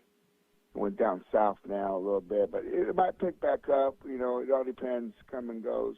Yeah, Dan never could play he didn't endear himself to the fan base or the media. That was never his thing. Yeah. He was almost antagonistic. But you're right. I mean, people forget that 8 games earlier, he gave Alabama their toughest run in the 2020 championship game, of which a lot of people say that may be one of the best teams ever. And Dan had them on the – if Dan had gotten the ball back one more time, I was scared as an Alabama fan. I was at that game. Yeah. I paid a lot of money in that seat. Yeah, I was at that game, and I could see the energy in that field that we had them beat. But when that dude missed the extra point and had to go for that 2-point conversion, it's just – But we were down in that game in the second quarter. We just turned it around. I saw that. But after that, everything went south. Let's say this year we lost to Florida State. I mean – we lose the ball game. Yeah. It's a bad note. I mean, it's a good program, but you just got to pick it back up. I mean, it comes in spurts, how they do. This is so-and-so year, so-and-so year. This is the Georgia's on the scene now. Yeah. Alabama's right there on their feet. So I think next year we'll have to watch out for Alabama because I think this is the first time Nick hasn't been in the playoffs back-to-back. Well, they were there last year, but yeah, he missed the playoffs one other time. Was it 19? I think 2019 they missed it. Yeah, I mean this is weird. Not seeing Alabama in the playoffs. Yeah, Chad's wanting to fire Nick Saban over here. No, I'm just kidding. I'm just kidding. There's a couple of coordinators. Alabama fans too greedy, man. You got to spread the wealth. Well, we got to run to a break. Big Mike, it was great hearing your voice again. Man, hopefully I'll see you over there at Dave & Buster's this afternoon. Yeah, what time y'all be there? About shake 4? My hand. Hey, what time y'all be there? About 4? I think 4 o'clock. I think the afternoon underdogs go right. I'm going to be there. All right, man. Y'all take care, guys. You have a good one. Good deal. Thank you. I'll do it. Can I say something? Yeah. Stay loyal. Don't wear the red, man. don't be a Benedict Arnold and be a traitor, bro. Don't be a sellout. Yeah, Eddie don't like red. That's for sure. That's Big Mike. That's good to hear. I haven't heard Big Mike in a hot minute. That was really good to hear from him out there. Big Gator fan, but he's pulling for the SEC tonight. Yeah. There we go. Closing ranks like we always do.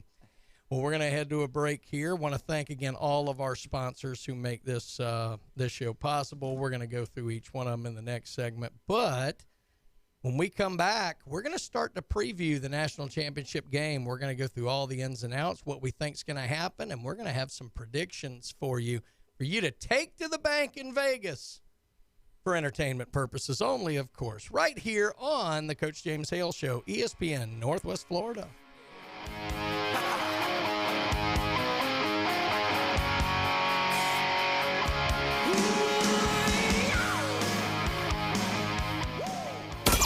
104.3 ESPN Northwest Florida.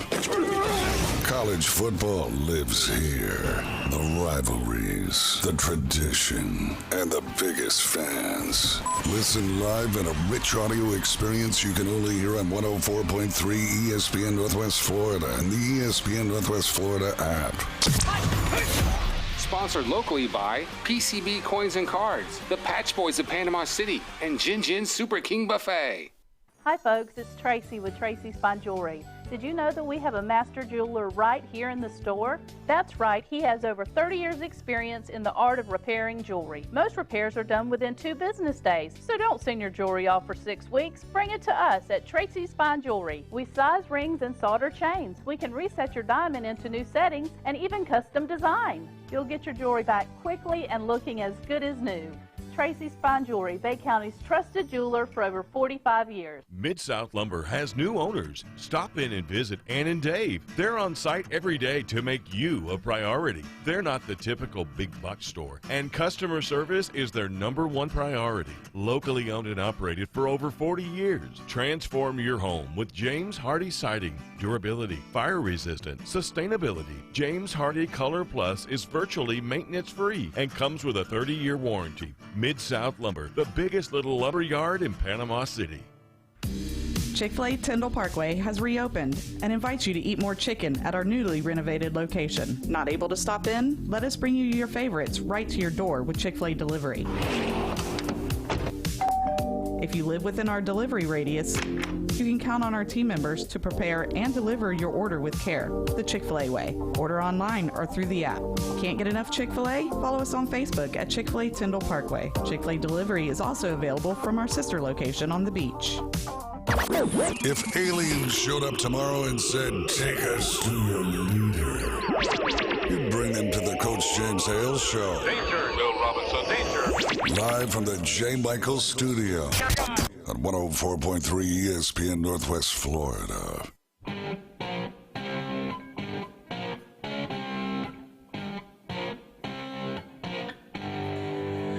Coach James Hale Show.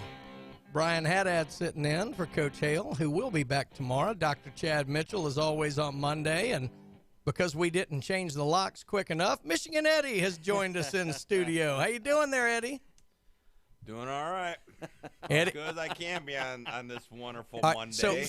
He's still Chad. No, let's start with this. I'm curious about this. You say you're not watching the game tonight. Nope.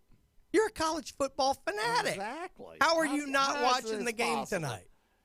Little Eddie will watch it and he'll fill me in. I'm still very look. When I'm in studio, I'm an analyst or whatever. I try to take the alumni hat off. Sure. But that game, granted, J.J. McCarthy threw 2 picks. You know that didn't help. There was a fumble that should have never happened. They should have put it over the goal line. No. That fumble never should have happened because the refs overturned the touchdown. But Eddie, how many bad calls have gone against Alabama, Auburn, Georgia, Florida? You have instant replay now. You do not make. Why do we have instant replay if they still get the calls wrong? And FSU Rob backed me up on this. Yeah. I mean, why have instant replay? It's true.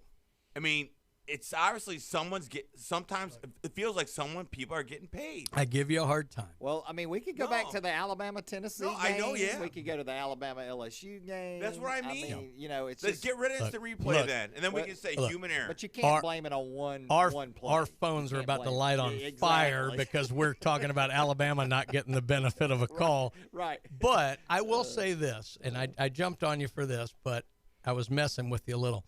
2014, I didn't watch the game. The Ohio State-Oregon game, I could not watch it, much for the same reason. Now, Ohio State did a much better job of beating Alabama than TCU did of beating Michigan. But I thought Alabama gave that game away from where they started from it early, and I just had no interest in an Ohio State-Oregon game. It just didn't interest me.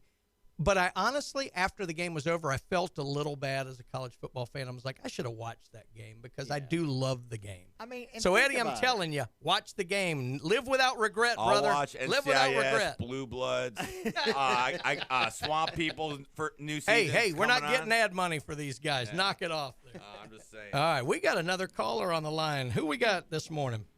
Hey, it's not another call. I had to call back. Oh, Rob's back. I got to get in on some of this. Y'all need a satellite studio on this side of town. So you can show up. Look, we're going to have the megacast tonight. We just need the megacast of the Coach James Hale show. That's it. Well, Dr. Mitchell asked a question, how many bad calls are going against Alabama and Georgia? I would say none, but he kept on going to the other schools there that had played against Alabama and Georgia. Well, the thing is, he went to Tennessee and LSU because those are the only two we could think of. Well, that's the ones in recent memory, right? Usually Alabama gets all the calls. You know what I'm saying? Well, right. And I think that what it is the reason they have these replays and stuff is so they can stop, play, and run more commercials and make – because I have noticed this year that they're doing that. They're just taking timeouts and going like, well, wait a minute, nobody called a timeout. We're just going to commercial break.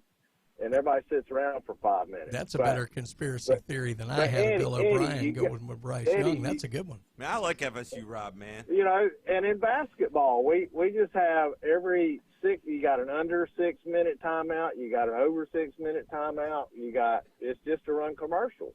That's so they can pay all these big contracts to everybody. But Eddie, you got to watch the game so you can call in tomorrow to Coach Hale and tell him how bad it was. Well, obviously, Rob, man, go Noles, baby, go Noles. Hey, I'm just so glad I didn't watch that. I was on the road driving to Texas for a family matter. But I tell you, after seeing the highlights and all that, and reading the Twitter feeds and all the message boards, it just ticks me off that we played our worst half of the season, still should have won the ball game. We kept our offense in check, and that overturned touchdown and then that late targeting where we could have had a chance to drive down the field didn't happen.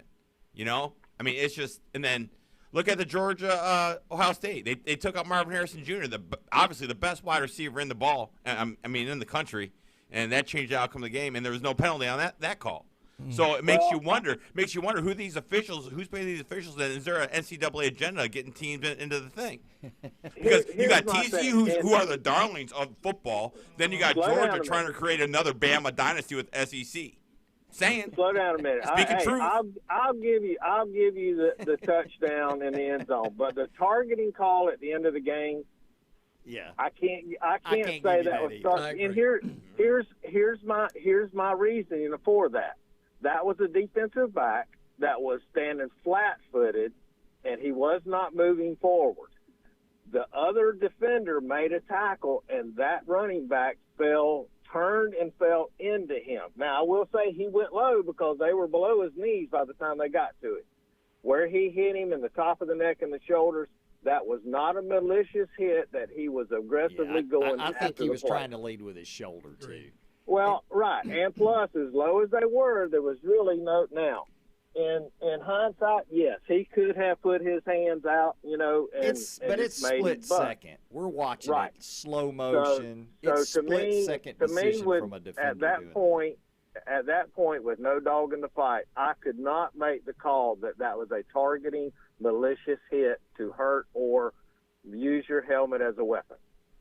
That to me, I can't do. Now, I will say that it was a bang-bang play at the goal line, and they were looking at his knee going down. But, yes, to me, we don't know who's in those booths that's at the place making the phone call. They might have all been in the break room when that happens, and it goes like, well, crap, they say, how long does it take, for them to look at this? Look, I said it last week on that play. My thing with that play was I don't think that, first of all, I don't think it was a defense. You can show me that video all you want, Eddie. I watched it live. That's a tight end, Look, not a running back. It wasn't a defenseless player like Marvin Harrison was, and the whole intent behind this was to prevent needless injury and leading, like that. Here's what I thought. I thought if they had called targeting in that position, I thought that would have been simply weaponizing the rule to give Michigan an unnecessary extra down, which I don't think they earned. He was going down on the play. I don't think it is what stopped him. The Georgia one, while I'm not sure that's wholly targeting either by the letter of the leading with the crown of the helmet and everything, in that respect, I thought that was a defenseless player. So my thought was I could understand that being called targeting more by the intent of what they've brought the targeting rule out there for. I would have thought in the Michigan game it was unnecessary to give them another down on that on a play that was already broken and busted and was not egregious. That's my issue. So Eddie disagrees, but that's fine. Well, precedent was set when who is the Clemson linebacker who got kicked out of the game 2 years in a row? Precedent was set. I saw a replay of that one, and that was called targeting. So it's like the rule of law. If the precedent has been set, then you got to keep that precedent. And that's why I remember my phone call, Doc. I said, "What is targeting?" I will say nobody knows. I will say this: it's true. Since my friend from home is a SEC official and does more Sun Belt than he does SEC, but still, he's involved in a lot of this, and I can just tell you that they do make adjustments trying to keep the game fair, but it's like this global thing. Like, okay, last year we had these targetings, and here's the ones that we question, and they're constantly trying to improve their game as well so that the game is as fair as you can make it. I still think there's going to be some calls here and there, and even the replay, we're not always going to agree with what they're saying or doing out there, but at least I feel like it's getting better. My personal feelings as a physician watching these two calls, I think they got those two calls right. Mm-hmm. And even though the one player got hurt, I get that, the Ohio State guy. I think it's unavoidable. I mean, and then you're penalizing a defensive player who's trying to do his job, and if he's got his head up, he's leading with his shoulder. He's trying to separate the football. Right. He's trying, so there's a lot that goes into that to me. I try to look at it from a player and from a doctor's standpoint. But if you have somebody going in there, head down, launching, trying to spear the player, that's where I got a problem because it can hurt the player doing it. Hey, Rob, we're about to head to a break here, but I'm curious. We didn't get it earlier. What's your take on the game tonight and a prediction? Well, there again, I like, and that's what I was going to tell Eddie, these are more fun to watch when you don't have a dog in the fight. I hope that it's a great game, just like and both of the two playoff games we've had so far have been really good games down to the wire. I like watching that type of a football game and really not caring who wins. I hope that it is a great game, and I really don't care who wins, to be honest with you. I don't. Who do you think will win? At this point in time, I think Georgia will probably win. Okay. But I would love to see Texas get in it and make it a game. And you know what? They surprised the world already. Yeah. By beating who did they play? Michigan the other night, right? By beating them. So Little Blue. Blue. I don't think that they are going to. It's a big different world when you go into that. Being at the press days and everything else. If they can get in there and go and stay and not worry about all the hoopla and the fanfare and everything else, it should be a great game. Yeah. But Kirby's got some good coaches. They're not going to be able to see. It's going to be one on the field by players, the defense making great plays. I hope you're right, brother. Good to talk to you again, Rob. All right, guys. Y'all have a good one. You too. All right. Take care, brother. I want to go through and list all of our great sponsors because they're the reason that we're able to have this train wreck here on Monday. But J. Michael's Restaurant, Blue Sky Express Car Wash, Dr. Chad Mitchell himself, Rudy's Barbecue, Chuck Tucker with South Oak Title and Closing, Dr. Ward, That Cajun Place, Max Fit Sports Nutrition, Paparazzi Gourmet Deli, Turf Pro Pest Control, El Rodeo Tequila Bar and Grill, Buffalo Rock, Newbies, Steverson, Bay Point, tons of great places to go watch the game tonight, tons of great places to recover from the game after tonight. wonderful, wonderful sponsors. They're the reason we were able to bring this show to you and have good local sports talk radio. When we get back, we're going to dive deep into this championship game. We're going to make our predictions. Las Vegas hinges on what Michigan Eddie has to say right here on the Coach James Hale Show, ESPN Northwest Florida. Music singers have always been a real close family. But lately, some of my kinfolks have 104.3 ESPN Northwest Florida, your home for college basketball. Ball game! Coming up on Tuesday, the Auburn Tigers at the Ole Miss Rebels as two SEC powerhouses collide. Auburn wins it! Tip off at 8. College basketball lives here. On your home for college basketball and the Auburn Tigers. ESPN Northwest Florida. Good Monday morning. I'm forecasting partly sunny skies, mid to upper 60s today with a north wind at 10. Kind of cloudy tonight in the mid to upper 40s. Partly to mostly cloudy in the morning, partly to mostly sunny Tuesday afternoon in the mid to upper 60s. Sunny in the low 70s on Wednesday. That's going to feel nice. This weather forecast has been brought to you by KHS and Associates, your source for affordable health insurance. For ESPN Northwest Florida, I'm meteorologist Tim Root. If you didn't receive those special gifts Santa promised you this Christmas, you know those boots and shirts with all the accessories? Well, it's never too late to shop that boot store. The rack after rack of famous name brands, including Carhartt work clothes, awaiting your shopping pleasures. You haven't shopped for Western wear until you shop that boot store, offering a lot more than boots. Remember Joe's motto, always keep Jesus in your heart. Open Tuesday through Thursday, 9 to 5, Friday and Saturday, 9 to 5:30, next to Bill Bird Kia on 15th Street. By now, you've heard us talking about Tiger TV Pro. Hi, David Hayes from the Afternoon Underdogs, here to remind you about this incredible streaming service with over 6,000 premium channels. And the cost, you ask? $15 a month. Yes, only $15 a month. Every sports channel is available, including the ACC and SEC Network, the NFL, NBA, MLB, HBO, Showtime, and thousands more. For more info, go to our website at espnpc.com. Scroll down and click the Tiger logo. I'd like to introduce. Now back to the Coach James Hale Show. Milk was a bad choice. If I could just have your attention. 60% of the time, it works every time. If anyone wants to switch jobs, let me know. Live from the J. Michael Studio. I have many leather-bound books. At 104.3 ESPN Northwest Florida.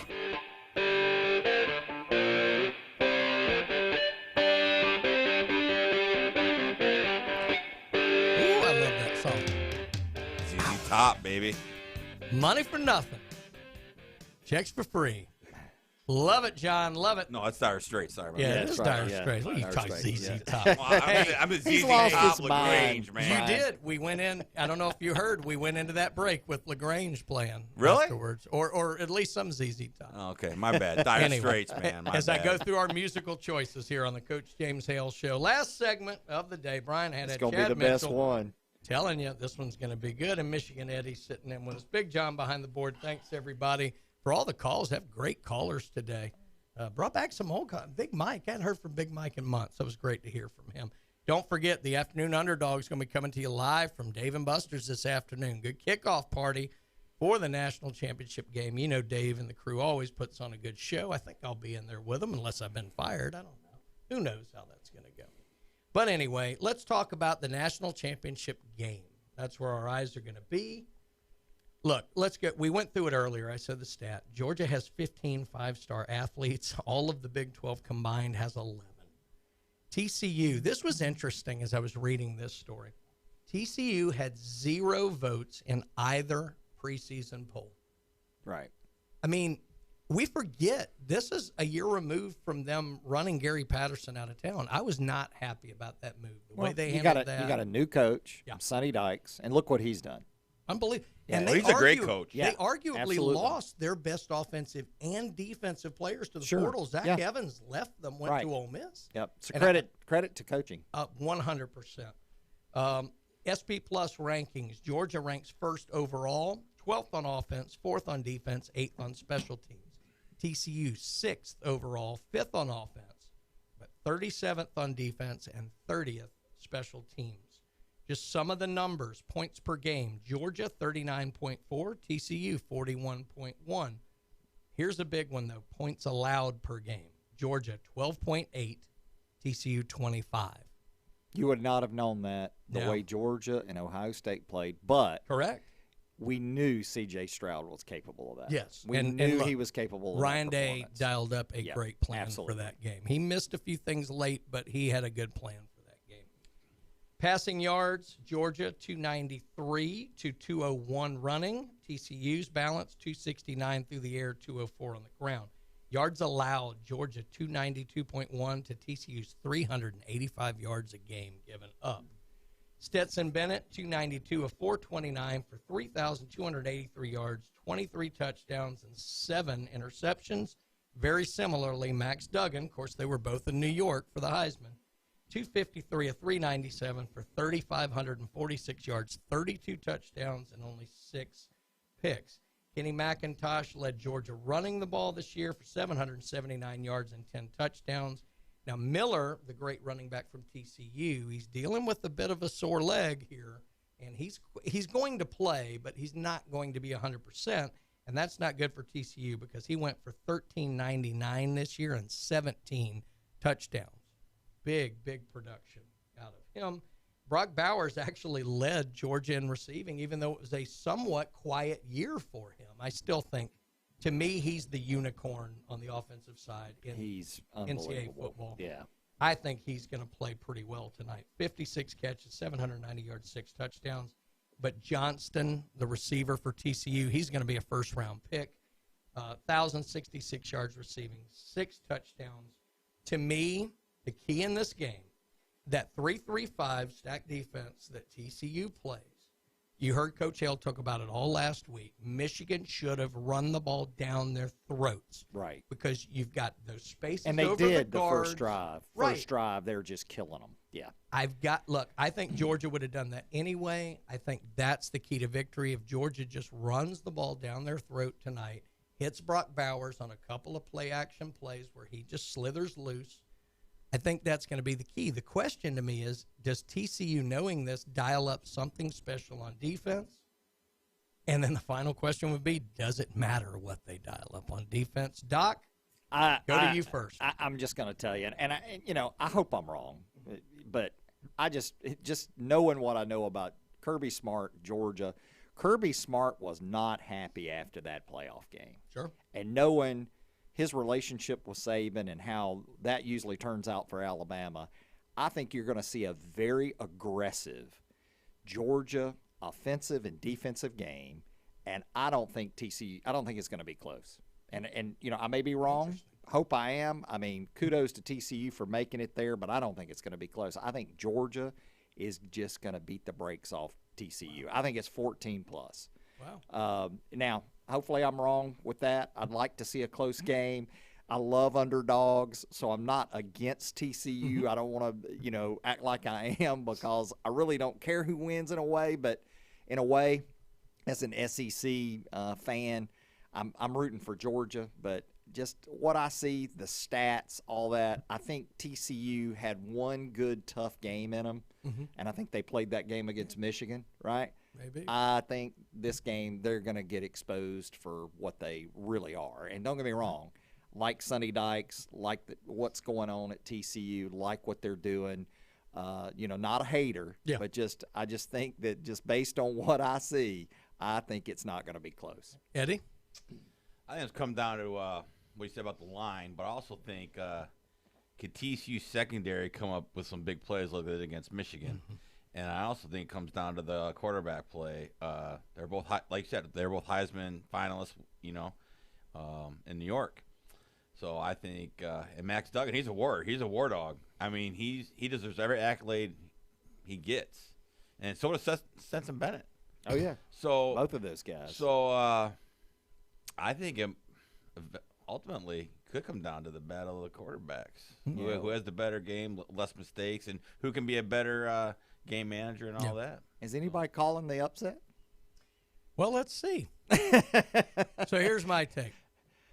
I think typically in a game like this, you worry about a coach kind of out-coaching themselves, which I think Harbaugh did a little of in the semifinal. Yeah, I agree with that. I think Kirby Smart has done that in the past. Sure. Fake punts, things like that. I think he's beyond that point. I think Georgia's going to be able to effectively run the ball, and they need to keep TCU's offense off the field. TCU will hit.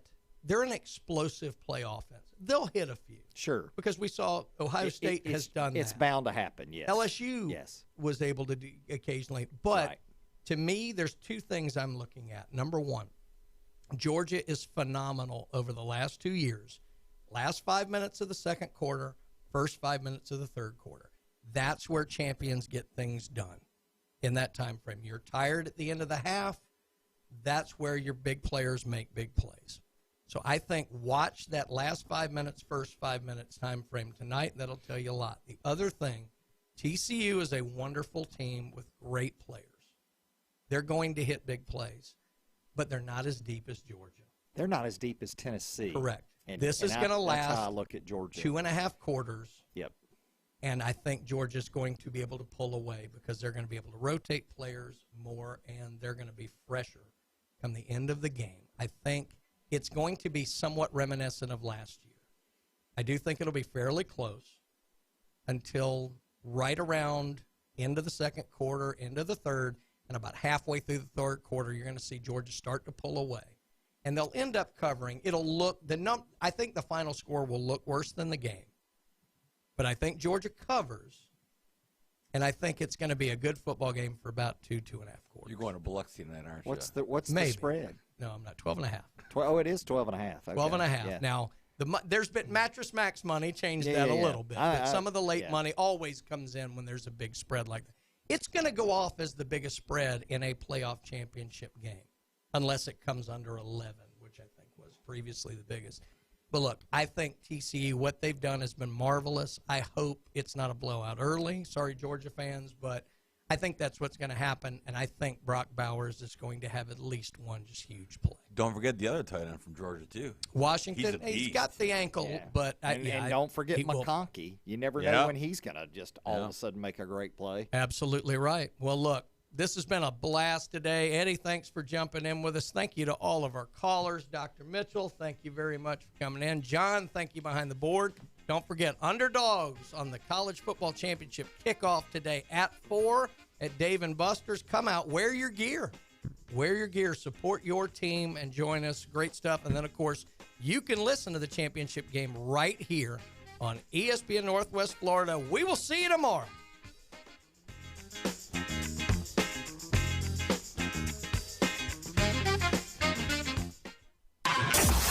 ESPN Northwest Florida. 59 years ago tomorrow, Nicholas Kim Coppola was born. You may know him as Nicolas Cage. Favorite Nick Cage movie? Face Off is the one I was thinking of, the one with John Travolta. I couldn't remember the